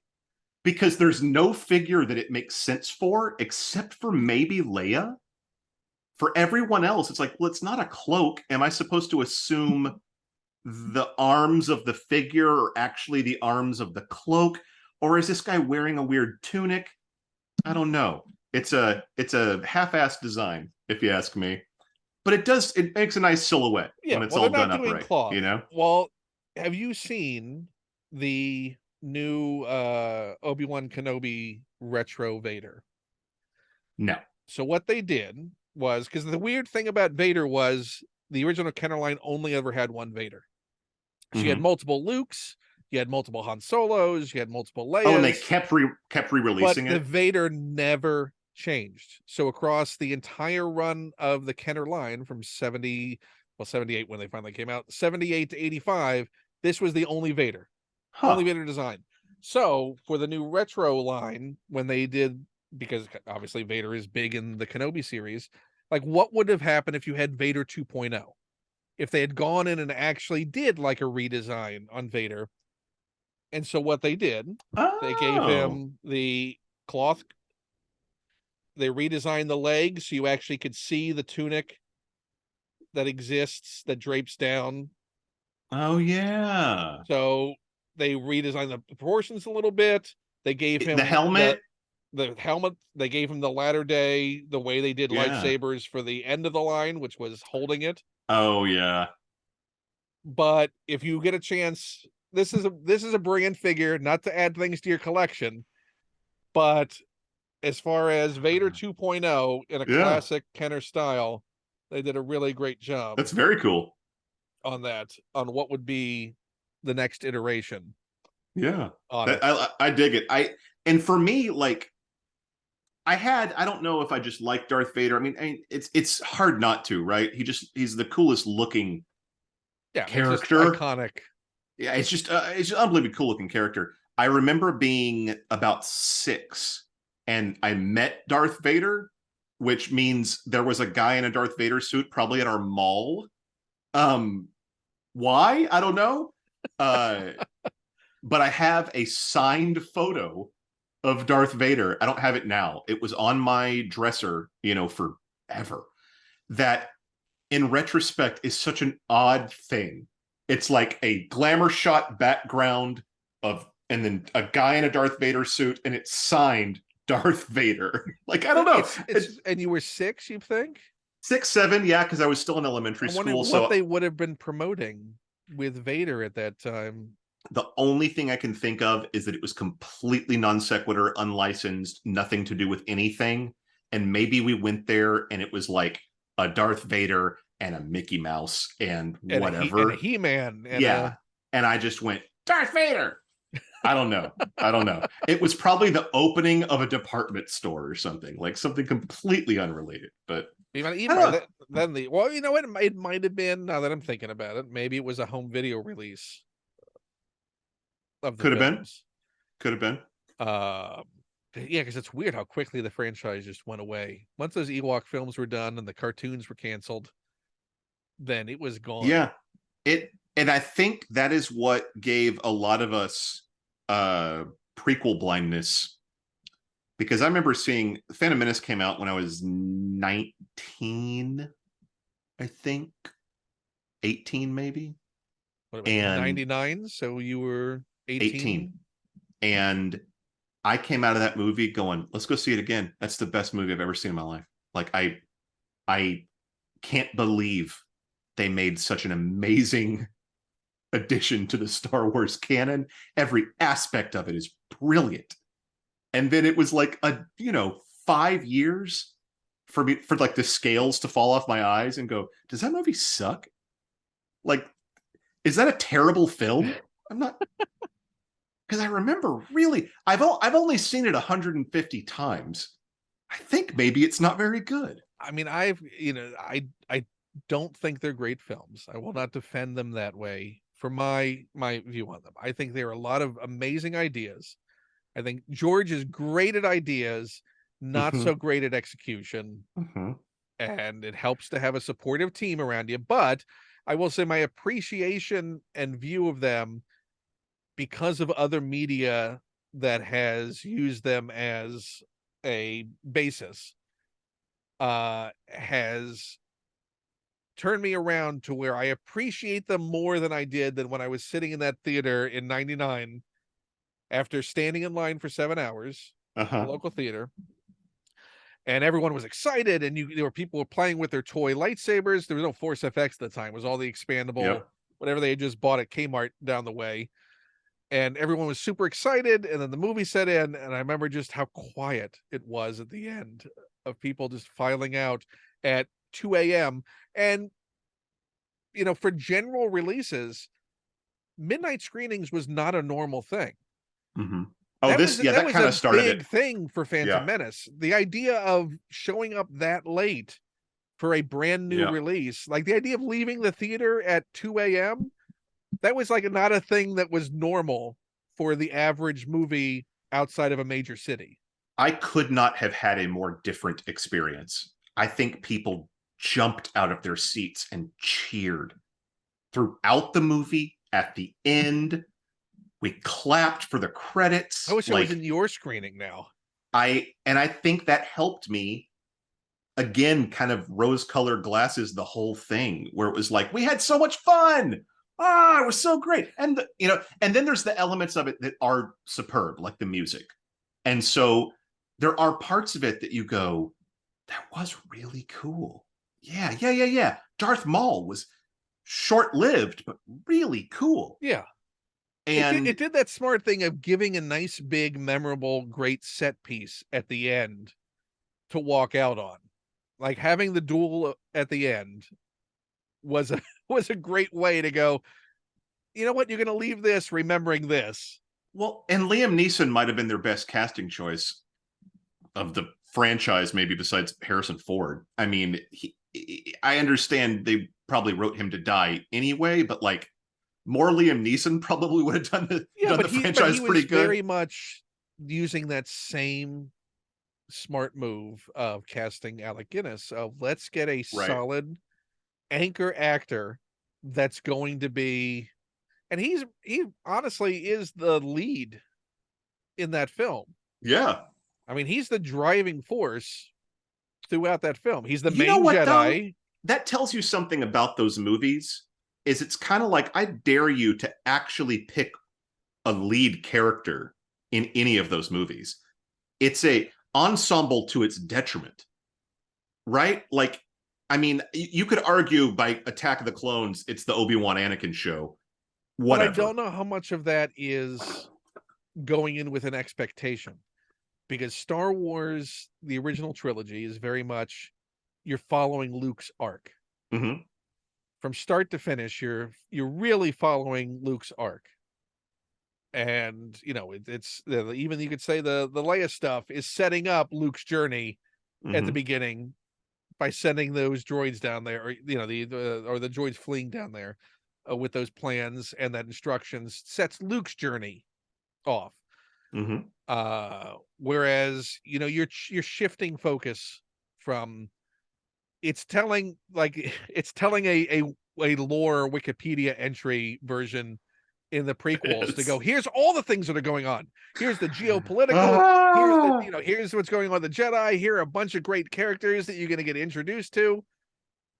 Because we Now let's lose now let's Qui-Gon, pause and let's do a Senate parliamentary hearing. which honestly, That as an adult now, and knowing what Lucas was, as more of an adult, because I was already an adult ostensibly at the time that came out, prove it. uh, is I have a lot more appreciation for what he was trying to say and the commentary he was I making about that. I But as I far get as it. the arc of the dramatic arc throughout it, it is a lot of digressions. A lot of it is like watching C-SPAN. Even if C-SPAN's important, it's still boring, and it Yeah, still should be very entertaining. but that's And why it's something that, like, when I talk about Tolkien, as I love reading Wikipedia entries about the Silmarillion, me too. but I don't want to read the Silmarillion. I Me tried, either.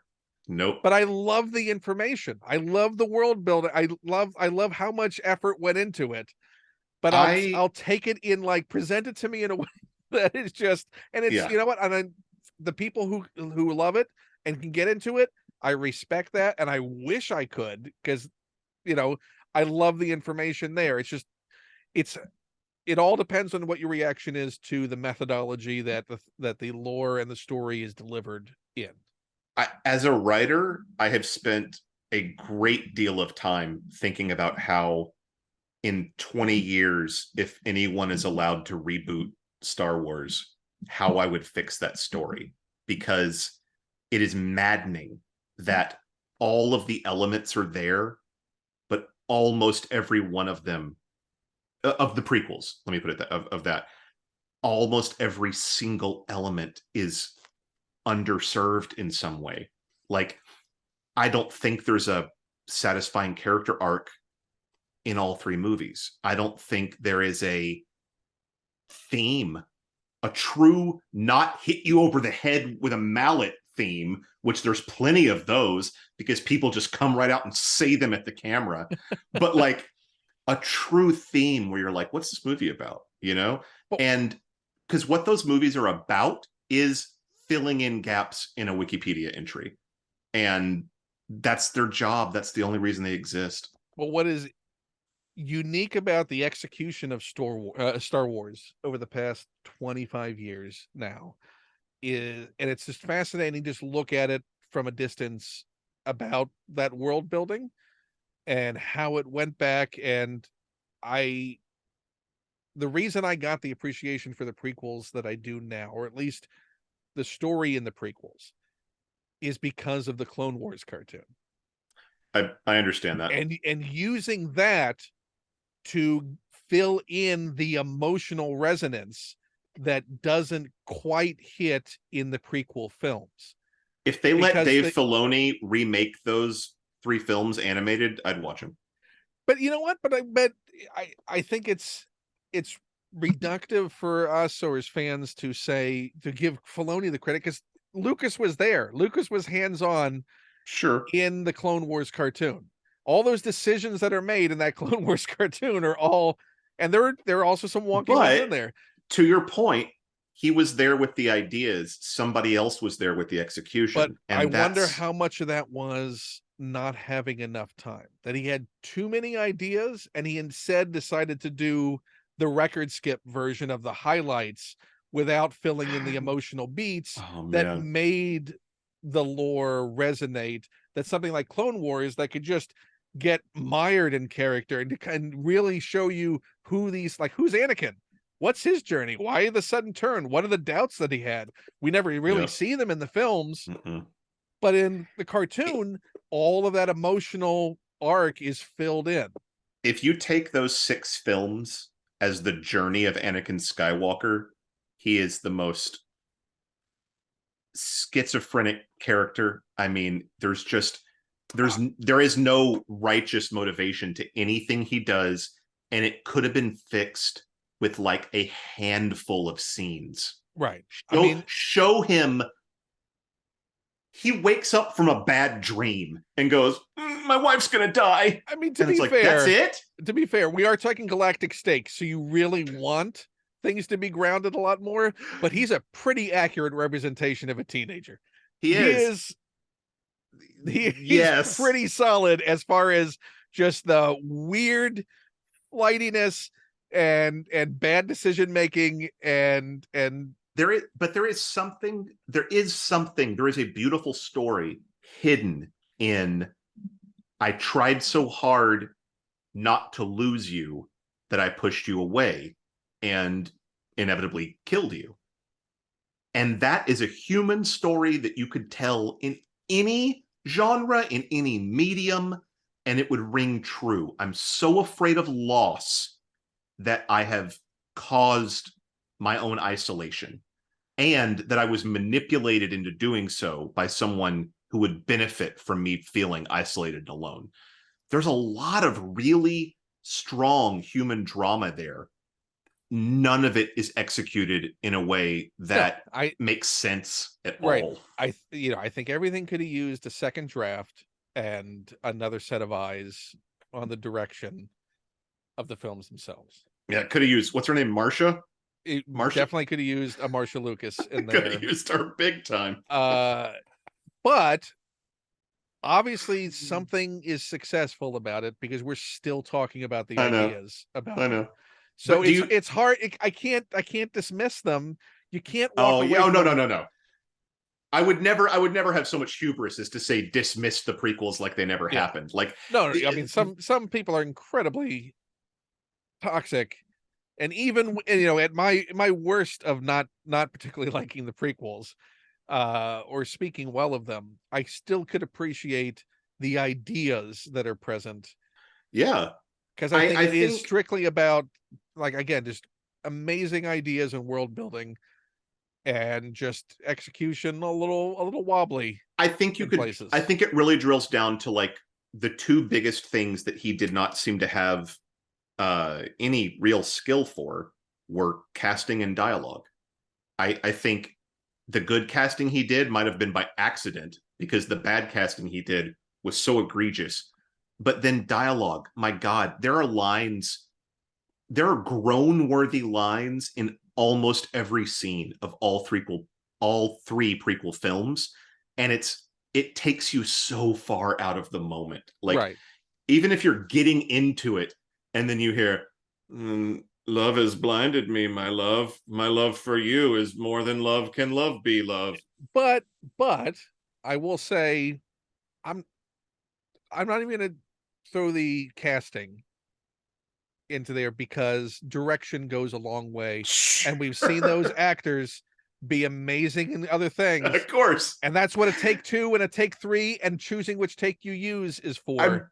I'm sure you've watched the behind the scenes on all of those movies where Lucas, he's got a cup of coffee, he's in his director's chair, he has a posture kind of like this, and he's really far away from the action, and you're like, cut.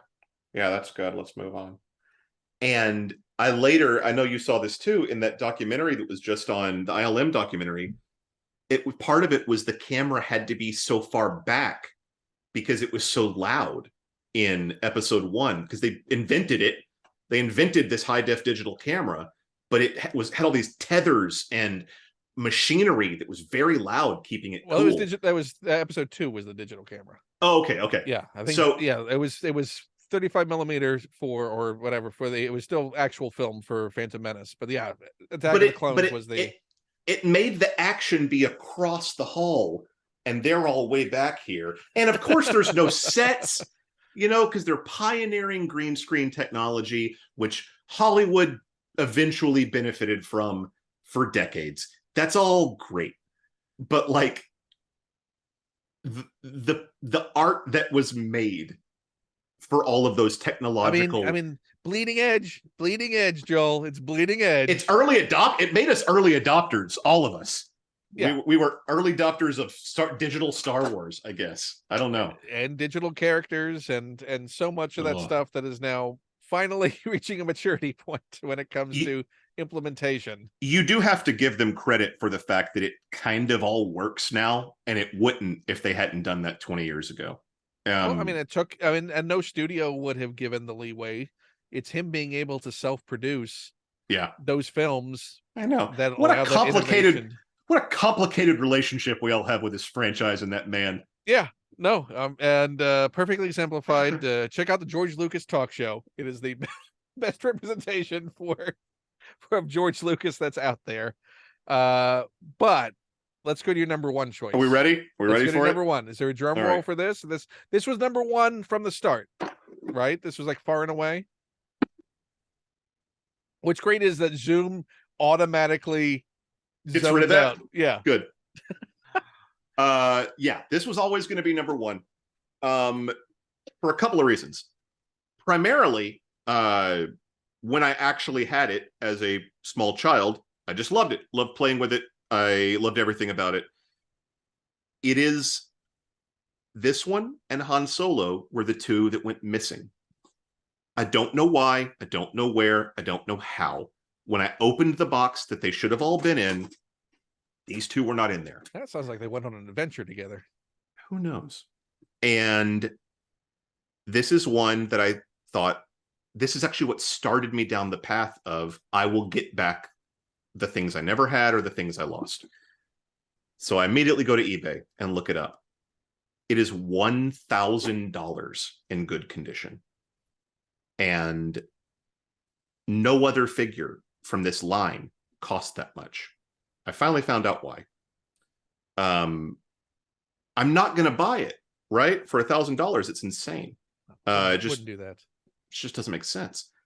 So one birthday or Christmas, probably 5 or 6 years ago, my wife gives me a little tiny box and I open it up, and inside There's a picture of this figure with a Santa hat. is this guy. And I went, no, we don't, no, we don't have $1,000 for.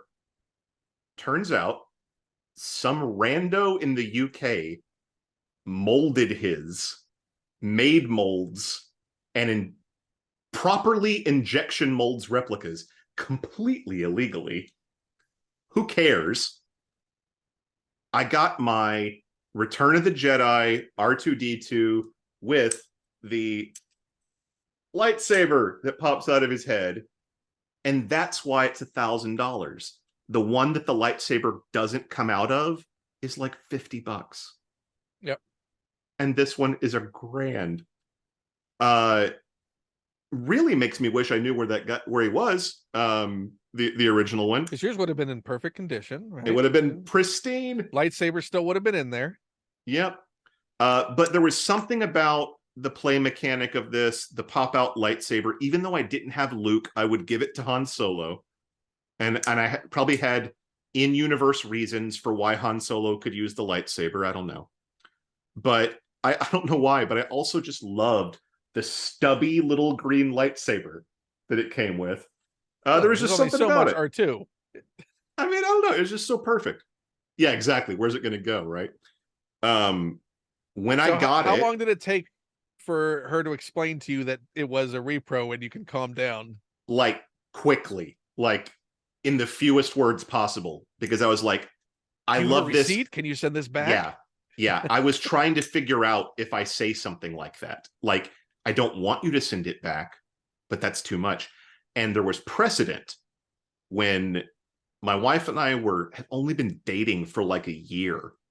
I had been pining after, you can almost see it, this orange bass in the corner. It's an Ernie Ball Music Man Stingray.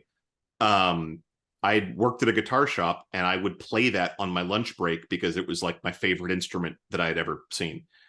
and she took extra shifts as a waitress for like 6 months and gave me that base when we were both dead broke. And it was new. It was probably $1,300-$1,400. I mean, it was more than I made in a month when I was 19. And that was one of those things where I was like, no, you can't do it.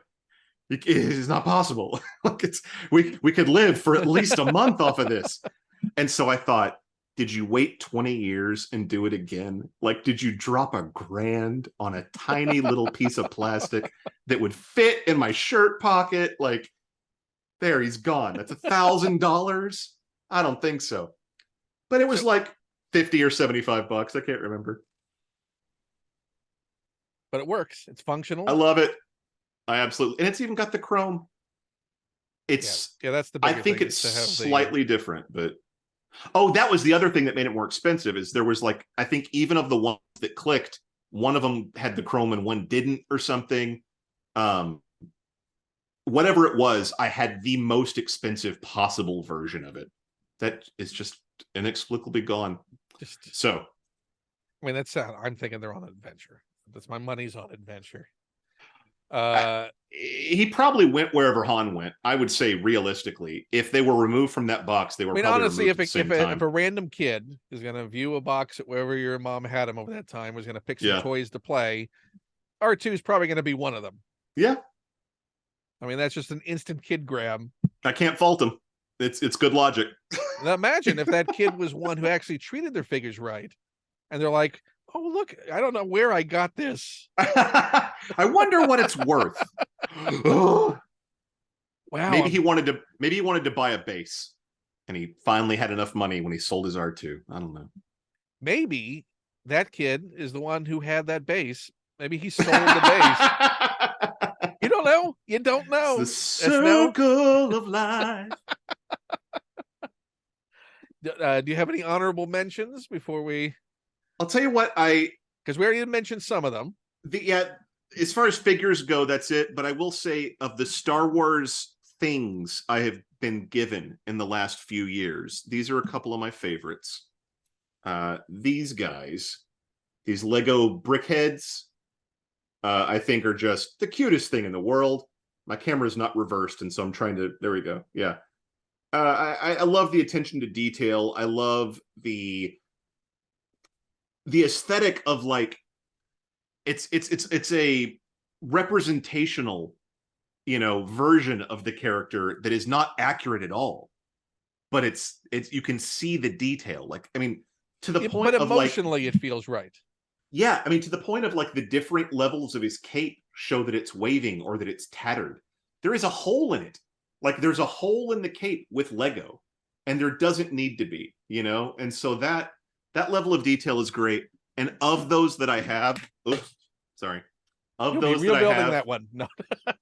I think this is my favorite, because this AT-AT looks like a little puppy, and I think that's just outstanding. And it's articulated. Yeah. Oh, you can actually, like, have him like standing up asking for a treat or something. Like, it's just awesome. Weirdly enough, all of the weapons in this line actually fire. I'm not going to do it because I'll lose it, but it's got a mechanical mechanism that pops the red Lego out and just shoots off. So they want you to buy more red Legos. They're cheap, but I really dig these. I really dig these brands that are finally going, oh, hey, how old are our original fans now? Old? Well, let's help them out. Let's give them something they can call their own. Yeah, let's give them something zen that they can sit down and relax with. Yep. And then also they're going, and on average, how much do they make and what is their disposable income level? Excellent. The Razor Crest is $600. Yeah. And they don't want to build something generic. They want something licensed. Yep. Yeah, it has to be something you have an emotional attachment to. I think when they did the $600 or $700 Falcon, after having already done the $300 or $400 Falcon, right? Like just a couple of years. It was just a couple of years before, and a buddy of mine got it, and I think if I'm not mistaken, I think he bought a glass coffee table that it could be like put inside because where's it going to go? Or he might have displayed it on a glass table for a while. But anyway, and then the new Razor Crest is 600, and that just came out. And that's your Christmas gift for this year? I truly, where would it go? Where? It would need a table. We built furniture to house my wife's Legos. I don't want to keep doing that. You say that, but again, so that's your Christmas gift for this year, is the Razor Crest? I don't know, man. I don't know. That Optimus Prime was last year, and I think he was like 180, 190, something like that. The prices on Lego are astonishing. But if you've just ever tried to put together generic Lego, then you realize what quality level goes into authentic Lego. And you're like, why aren't these pieces actually sticking together? There is a Chinese black market for all of the real Lego sets that could even be produced on the same factory. Who knows? But I got into it for a while trying to find a certain set, and then eventually lucked out and found it used, not only used on eBay, but local, and like was able to go meet up with a guy to get one for my wife. But that's when I learned there is this like seedy underbelly world of knockoff Lego for the sets that have been discontinued, or the sets that are currently available but are very expensive. There is also a market out there on action figures, and I don't know if it's it's all just made off the same molds, and if they run off some extra, if it's ones that didn't quite meet QA, that are out there. My father-in-law works in electronics manufacturing, and so he spent a great deal of time in China and South America where all of our stuff is made. And he said the most common practice is the factory closes at 9 and then just keeps running till 11, and all the stuff before 9 goes into one truck, and all the stuff after 9 goes into a different truck. And he said that's how it is for electronics. That's how it is for everything. I mean, it's, I certainly have bought in the past bags of Indiana Jones action figures long after that line had stopped. Right. And you can still find lots. Like, how are they still selling Indiana Jones figures from 2008? And why are they all in baggies and there's like 14 dozen available right now? How does this work? And they all look great because they're they're the actual figures. A thing that I think, like we were talking about 3D printing, the fact that this exists means I could make a one-to-one replica of it.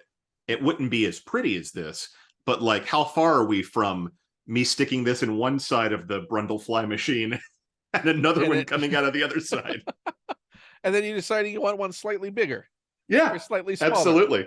Absolutely. I mean, I was going to show off, because we were talking about the 3D printing and the fact that, have the classic Jabba figure, the original Kenner Jabba. Yeah. The 3 3/4 scale modern Jabba has been impossible to find because they just didn't do a very good job of releasing it outside of super expensive sets that were exclusives. So I found a model that had been commissioned by the wonderful gent behind Mighty Jabba's collection. We talked a bit about it, and after I talked to him, I printed out one of the models, and so I made a Jabba. And here's the fun thing about 3D printing. So I printed this out. It took a fair amount of time. It's got a lot of nice detail on it. Obviously, if I had painted it, you'd see a lot more of it. And I thought, okay, let's put him on the throne because that's the only throne I have right now. See how he looks. He looks decent enough. But he's not quite big enough. The scale's kind of off. So what did I do? I took another huge chunk of time. Yep. And printed a slightly larger scale. And it's like 15% bigger. That's what I like. And the fact that I took the time to go from this to this. Let me see if we can do a head-on where you can on screen they looked like they were the exact same size. Right? But they're so not. You can slightly see. you have a medium order of mashed potatoes in one hand It's like, and a oh, this medium one plus. has 4 extra fries in the box than this one. But for me, this made a huge difference.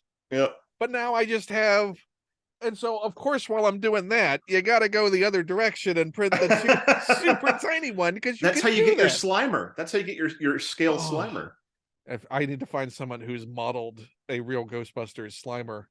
So I actually did some Ghostbusters 3D printing. I my Ghostbusters were something I had sold and I regretted it. Bought them all vintage. And when they got here, a lot of the proton packs were broken. And then some of the paint wasn't that great. And then I swear to God, within 4 or 5 days, they announced the The re-releases re-releases. that were going to be at Walmart in plentiful quantities for $15 a piece. I had just spent probably $100 for the vintage set of 4 that weren't in great shape. And so I cleaned them up. I repaired their neutrino streams with I printed little 3D printed cylinders. So one of the broken ends went in one side, one of the other broken ends went in the other side with a drop of super glue. And I had filament that matched all the colors. And so I made them all perfect. I disclosed that with close-up photos. I sold them for like 125. And then I took $60 to Walmart and bought the re-releases that look perfect. So I think that was me going, you know what? They don't have to be as old as me for me to enjoy them. It just kind of has to remind me. And then they did the Ecto 1 like a year later. Right. I got one of those. And my wife got me a vintage Ecto 2, which is similarly has That also has the trigger, right? the trigger, which I don't remember. It does actually do the helicopter blades, but it's also to wind up the grappling hook. And Yeah, I'm like, the drop cable, right? come on, man. This is one of the best toys I've ever owned. Like, I mean, this Kenner, this is an classic outstanding, outstanding toy. And this is vintage. They have not re-released this yet, but nor the Firehouse. I wonder if that was on the docket to eventually try and do a. if anybody wants to, I mean, they could charge minimum $150 for that and they'd sell out in a day. So I don't know. Maybe they're allergic to money. Firehouse is still one of the best, most screen accurate play sets That's a good one. that have ever been released. From the front, that thing looks great. Yep. Couple of figures I'll mention before we go. Recent acquisitions, as I tend to do in these. I did a little TikTok on this. But I love the Lando Calrissian and Smuggler's outfit from when he took Han's clothes. Oh yeah. At the end of Empire Strikes Back, and just suddenly shows up in the Falcon to go find Han wearing Han's clothes. He's got Han's blaster too. And just him raiding the wardrobe in the Falcon. Yep. Love that they immortalized that in a figure. Is there a non-in-universe story of that? Like, did they just dress him wardrobe? Like, was wardrobe confused, or is there supposed to be a story reason? Did he find clothes in Han's closet? I mean, at that point, he's in the ship. Or is Han wearing his clothes because that's his ship? Or was this at Chewbacca's insistence? It's like, you're my Han now. I want to be comfortable around you. You're my Han. I'm gonna call you Han. It's gonna come out, but it's gonna be you're my Han. Leia probably said, if he can't smell Han on you, he's gonna rip your arms off. Yeah. So you don't want that. Well, he knows Lando. You need to smell like him. But you're my Han now. You're my Han now. And I also got, which I'd never gotten when these originally came out, but you find out watching the new Andor series, which I'm enjoying immensely. There's only ever been 2 Mon Mothma figures ever released. One, nothing available in the original line, but in the 30 plus years they've been making new Star Wars figures. The only other times we got Mon Mothma, this is the only time we got the Return of the Jedi. And so this is a Power of the Force 2 release, which I just realized must be an import I didn't. I just yeah. This has. Oh yeah, look at that. So I guess I'm not opening this. The things you notice when you just randomly order stuff when it comes to Star Wars. It's also got a hologram on the back. So this was the freeze frame thing. So the pack-in is a 35 millimeter slide, Oh, and you can get a projector and look at all your 35 millimeter slides of scenes from the films if you want to. And there's Mon Mothma standing huh. with, I think, General Madine next to her there. That's cool. Who actually did get a release in the original action figure line. So they released Madine and his action stick, but you Man, didn't get Mothma. you're lucky there was a Leia. I mean, you know, they thought girls are action figure poison. So many Bothans died to deliver this figure. And the other one they did was for the Revenge of the Sith line, they released one which essentially was the deleted scene with Genevieve O'Reilly playing Mon Mothma, who has come back in Rogue One and Andor to reprise the role after being cut out of Revenge of the Sith. I didn't actually know about that at all. What? That That scene was cut? Oh yeah. No, I had no idea. Have you seen that scene? No. Well, it's on YouTube. You can go find it. It is the sort of Padme and a group of senators discussing what would become the resistance to Palpatine. That is shocking that they waited. How long has it been?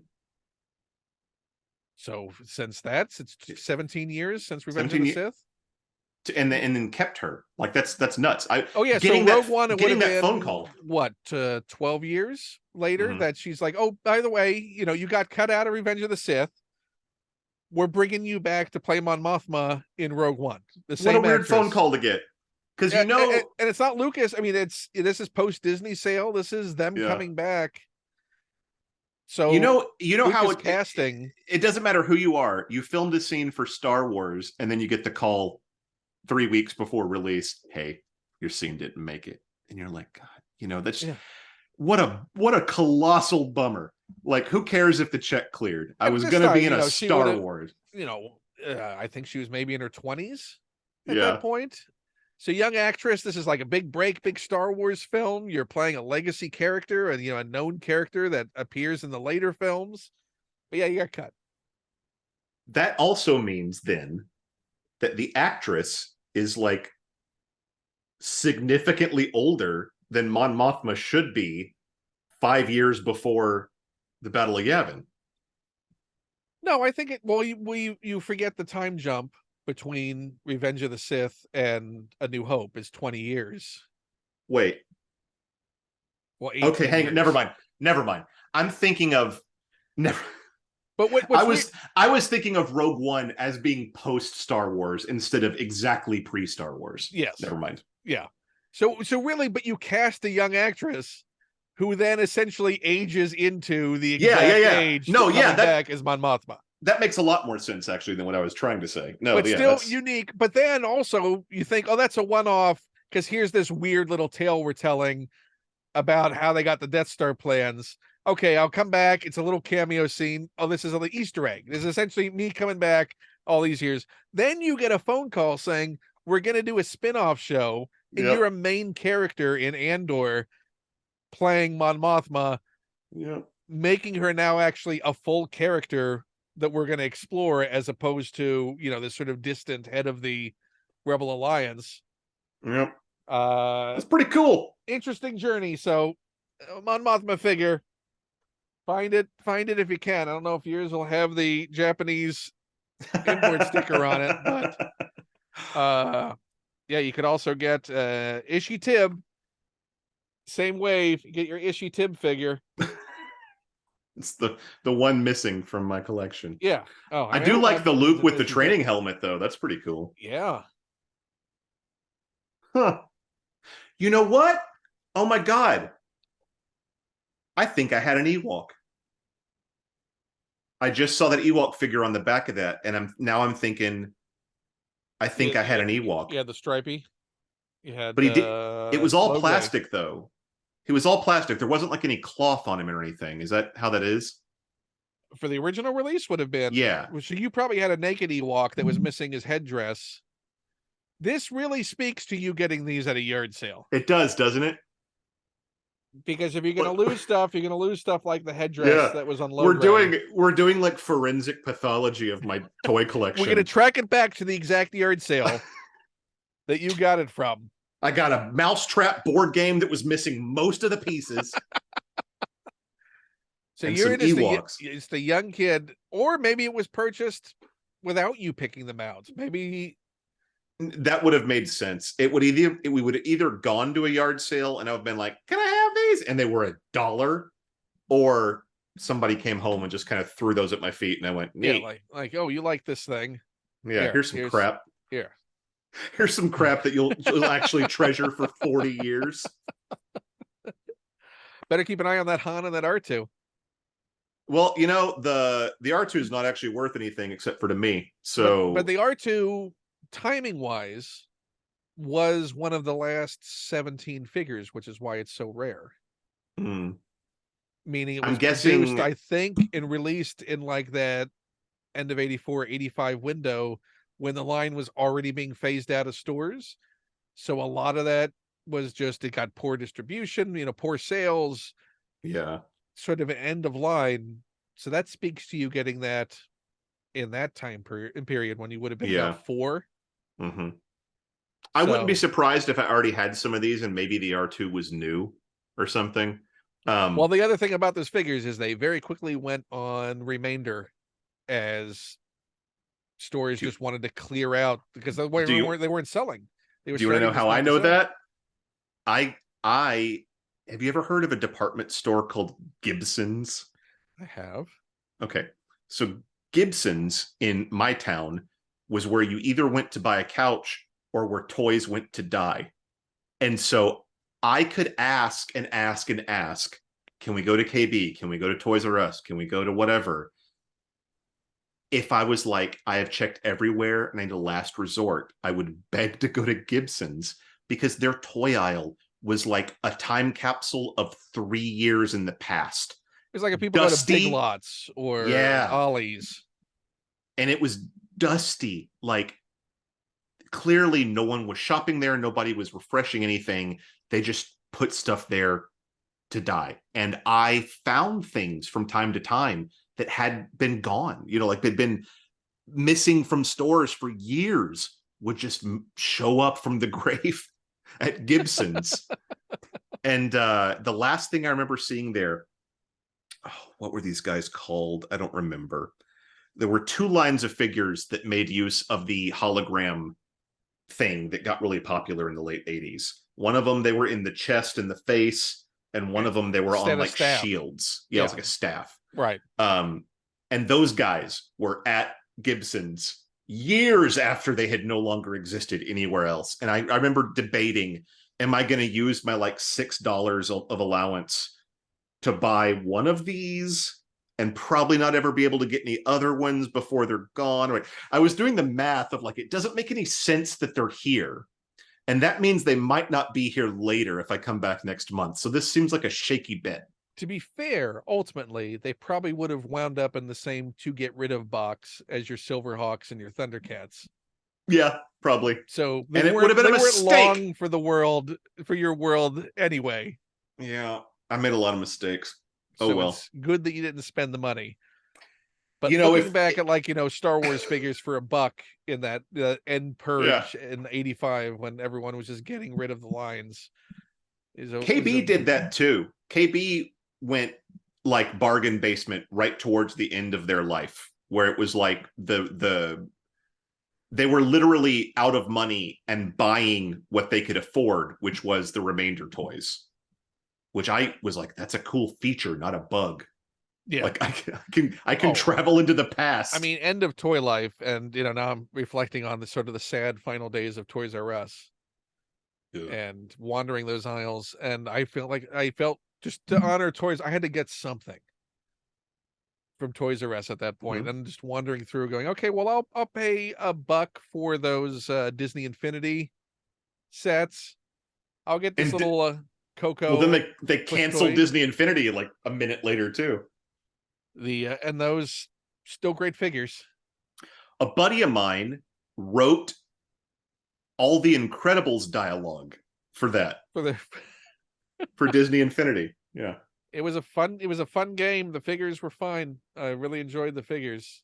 But seeing the remainders on those, but now I also reflect back on how much stuff was probably remaindered on Star Wars stuff when I was not actively buying Star Wars at that Yeah. time, that now I wish I would have gotten.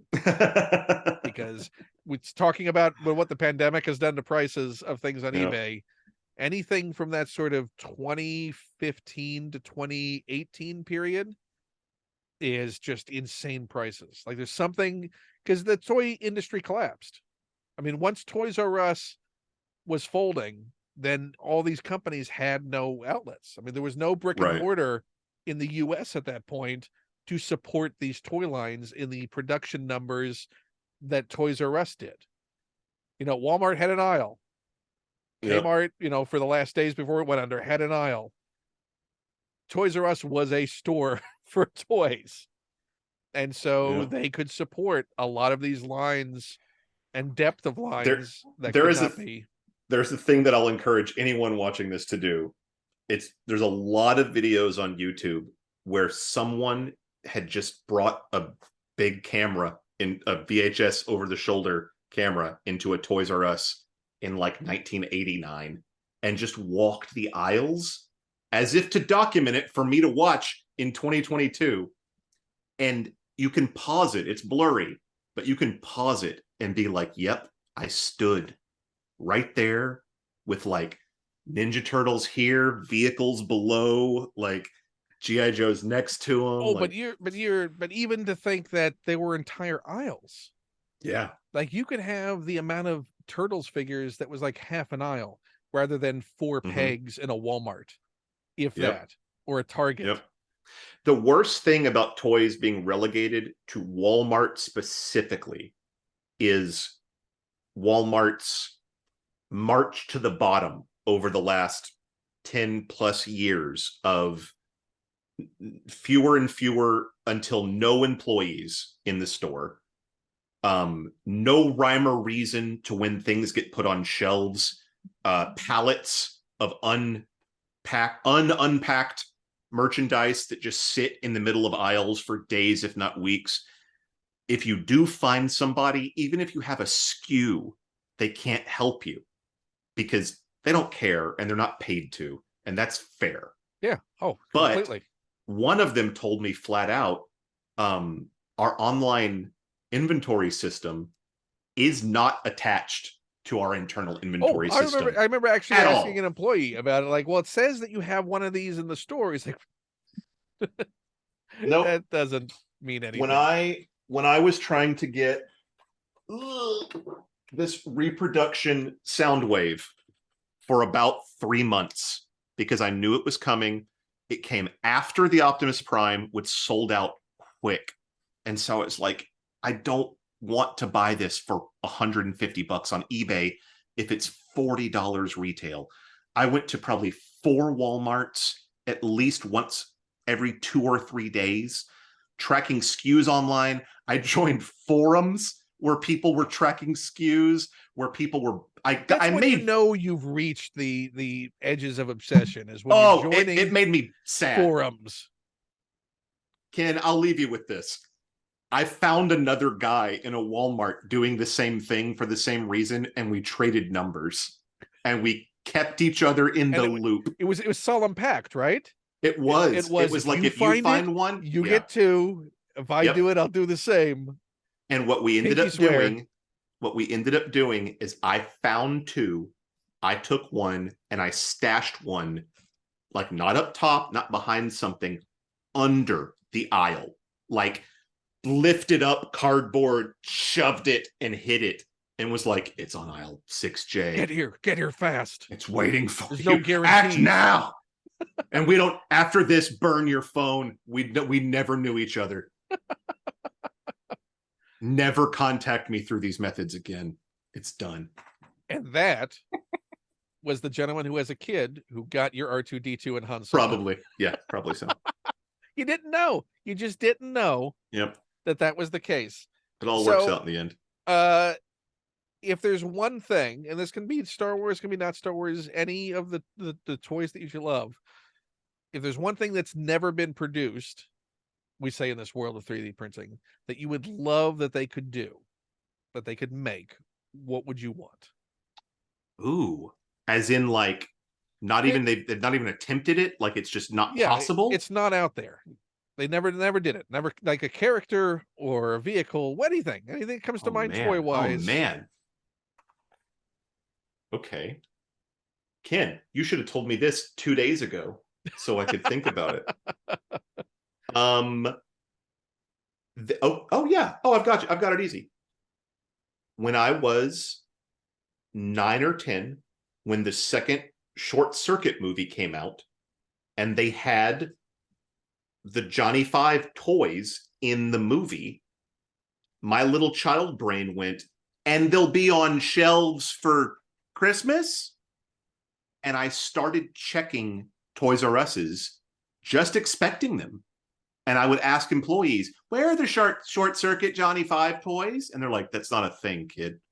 And I was like, but clearly they're in the movie. And they'll, huh? And there never was one. I mean, there just never was one. And I think a few years ago, some company put out like a motorized one that was like a couple of grand or something like that. Like it was insane. But yeah, why wasn't there a Short Circuit Johnny Five toy? Why still hasn't there been? Give me one now, world. So you're gonna go look up right now on the various 3D model sites to see if anyone's done a Johnny Five, No, right? there actually already is one. I've already done this, and it's a really complicated build if it's still out there. Let's see, Johnny Five. I remembered. Hey, that's not bad. All right, I got something to do later. Oh yeah, here's what it is. Here's what it is. There's actually a lot of them on Thingiverse, which is a repository of 3D printing models that are free to take and do with as you please. There's a lot of them. They're all really well done, and so you have to print 900 fiddly bits and then glue them all together. And I just haven't done it. It seems like a whole thing, like it's a whole project. But now that we're talking about it, maybe it's my next project. I don't know. Yeah, I think you need to do that Johnny Five. I would not mind looking over and seeing him like right there. That'd be fun. That'd be fine with me. Johnny Why isn't 5 there should be alive. why isn't there a Lego Technics Johnny Five? Come on. Somebody must have done. Come on. What's the site out there that actually tells you what the pieces are to build custom stuff? Somebody must have done a Johnny Five, and there's a part list available. Man, there's got to be. There has to be. Okay. Well, we're going to follow up on this. That's going to be the next big thing. Okay. So, Joe, where should people follow you? What are you doing? What are the projects? Is there anything you can talk about? Yeah. I'm currently, so I spent the last 10 years in animation. You can see a series that I created and wrote and directed and voice acted on YouTube. It's called Purgatony, like Purgatory, but with the name Tony at the end. You can watch the whole season of that. And then now I'm a creative producer at Gearbox Software, and I can't talk about anything that I'm working on. But my wife has a shop where we make gender inclusive pronoun pins, pride badges. You can see some of these on my jacket, as a matter of fact. We've got our Texas abortion rights pin and proud dad pin and my pronoun pin. We have all kinds of stuff like that that you can see at scienceandfiction.shop or etsy.com/scienceandfiction. Which is one of the good things to come out of the pandemic is you all starting the shop and getting that up and going. Yep. Had to do something with our time, right? Yeah, we got 4 3D printers running kind of all day, every day. Now, right? Yep. I have each printer is a turtle. And I cannot tell you how upsetting it was when we had 3. Having 1 was fine. Having 2 was okay. Having 3, but not 4. And I had printed decorations for each of them with their faces. One's a goof. 2's a commitment. 3 is an obsession that needs to be fulfilled. It was just every couple of days of me going, hey, are all the printers running pretty much all day? Is it Is it time? maybe time for a fourth one, or I don't know. And they're I like, don't, no, no, it's not. I don't know. And you're like, yeah, it kind of needs to be. Yeah, I mean, But just now the kind big of question, so you got all four turtles. You got your Leonardo, your Donatello, your Michelangelo, your Raphael. So where would you go with a fifth one? Because it's now you can go any Shredder. direction. You're going It's Shredder. Shredder and Krang. Shredder and Krang. If there's two more, after that, it would be Splinter and then April. What are you going to name your first resin printer? If I had one, that might be Krang because it's goopy. Yeah. Okay. Well, there you go. You need to Yeah, save Krang for your first resin printer. yeah, maybe so. I mean, I could install it like in the torso of like a mannequin I or love the something. And idea that you would 3D print the actual containment torso for yeah, Krang to house your Krang resin printer. yep. And if I ever get an XL, like a really big printer, that's a Technodrome. Easy. You kind of have to now, don't you? I mean, it's part of the plan, right? That's that's when It's the you long that's when term you plan. finally print your life-size Johnny Five. Yeah. Oh, it's a costume. Yeah, well, It'll have a segue at the bottom that I can kind of like move around on. yeah. But, Now yeah. it has to be your costume. You can't put that out in the universe and not fulfill that. Oh, there's never enough time. And where in social media should they follow you? At Hijinks and Sue on Twitter and Instagram. Leave me alone on Facebook. Uh, what else is there? I have a lot of the work that I did in the past when as a cartoonist is at hijinksandSue.com. There's also links to most of the things that I've worked on since then, podcasts that I've done. If I know it's a weird, problematic topic these days, but before we all knew that, my kid and I did a Harry Potter podcast called Potter and Daughter.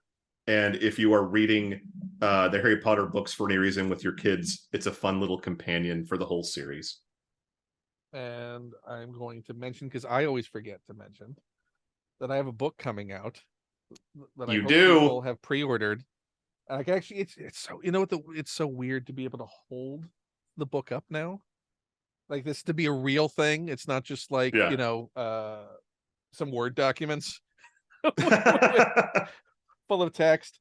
So there's two editions. This is The Art of DuckTales for the 2017 DuckTales from Dark Horse Books. It's in comic shops now. I found out that came out of the blue. Fulfilling all bookstores, Amazon orders, and everything, I think, by November 8th. But there's a standard edition, which is all well and good.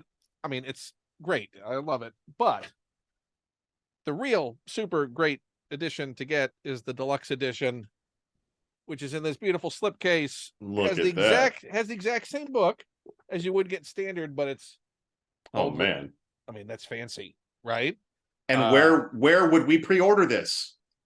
So where they can get the pre-order links and more information, the easiest link is go to bit.ly/DuckTalesBook. The deluxe edition also has this whole big expanded interviews book, which is all the interviews that wouldn't fit into the standard edition.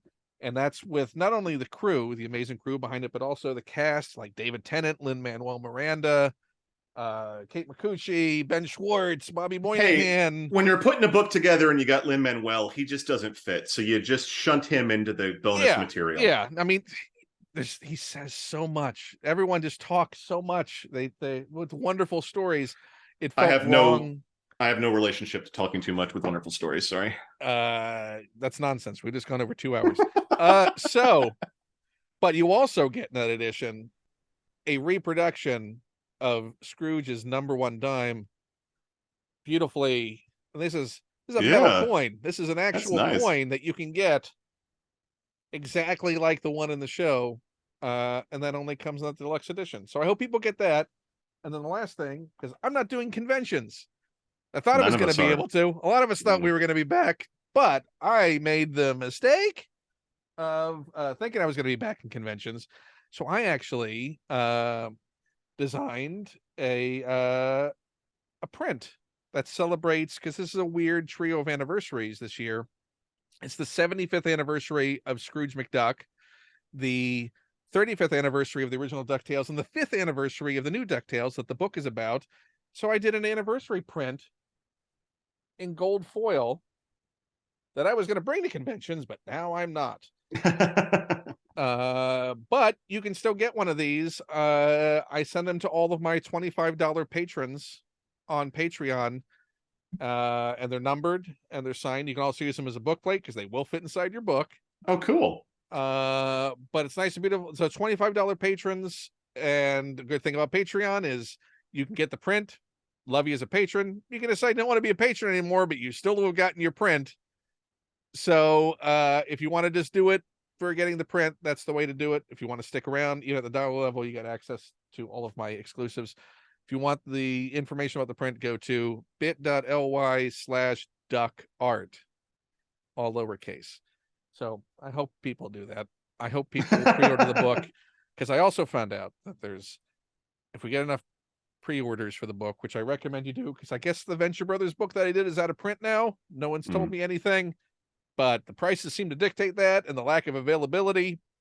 I don't know how long this thing will be in print. If you want it, I would go ahead and pre-order it, but the response to this, and hopefully success of this, certainly helps in making the case for other shows that are just as deserving to get the same treatment.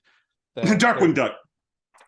I mean, there are so many: Owl House, Gravity Falls, Amphibia, so many great shows have amazing art and crews that deserve to be celebrated just as much as this.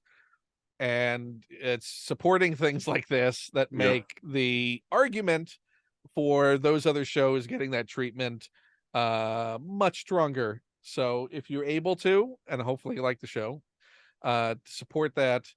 We also may get into the New York Times bestseller list. I think I'm going to announce that here on this show as a goal. Oh, okay. I thought you were going to announce that it happened. No, well, we'll find out week of release, which I have heard is based on the pre-order sales. Oh, okay. And because it's a nonfiction book, it's a lower threshold for getting on that. But if you're able to pre-order, go do it.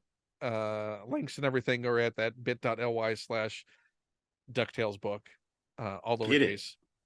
So thank you, Joel, for sitting through that long plug for all of my nonsense. But people should check out all of your wonderful sense.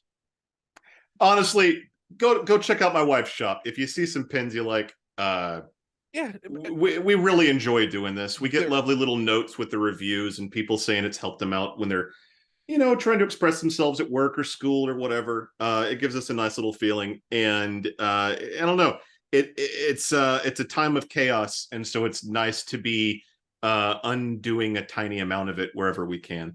Yeah, I highly encourage everyone to go check out the shop. There is guaranteed to be at least something there in all of the wonderful things that you're offering there that you should order. Hey, so we just put up a bunch of spooky Halloween stuff that's just spooky for fun, like earrings with like ghosts and skulls and cats, and now it's all guaranteed delivery in time for Halloween, right? I mean, spooky stuff? we are shockingly efficient. Like if you order today, it's usually in the mail by tomorrow. So, well, that's because you have 4 turtles now. See, that was the argument for 4 turtles. It is. That's why you get the 4 turtles, and eventually you get Shredder and Craig. Yep. So, go to the shop, make sure that he can get a Shredder and a Krang to fight those 4 turtles. Joel, thank you for coming on the show. I appreciate it immensely. Thanks for having me, bud. I'm just glad that someone finally heard one of our conversations. Yeah, I mean, we've done this or longer multiple times. It's always so riveting to me, and I just think no one else got to enjoy that. Well, you are again my 3D printing guru and enabler in so many ways that maybe first one's free. Maybe people will find out about soon. I don't know, but until then, know that I swear to you, these are 2 different scales of Jabba the Hutt. I swear. This is the smaller one. I can see it. I don't know if you can see it. If you came at with me swinging both of them, I wouldn't be able to tell the difference. I mean, this is now I'm wondering if these can Two misshapen turkey legs is all I see. Yeah. Well, and they'll probably never be printed. I mean, painted, but there you go. And this is the bigger one, by the way. If you want to win the quiz, this was the bigger one. This is the smaller one. This one is not confusing as to which scale it is in comparison to the other ones. So, as you can see, I have a hard time ending these things or coming up with a proper goodbye. So I'm going to say goodbye, everybody. Please support it. I guess people subscribe and share and Yeah. things on the YouTube and the likes. I don't know all those things, but check out the things I do at patreon.com/Ken Plume, and goodbye. Bye.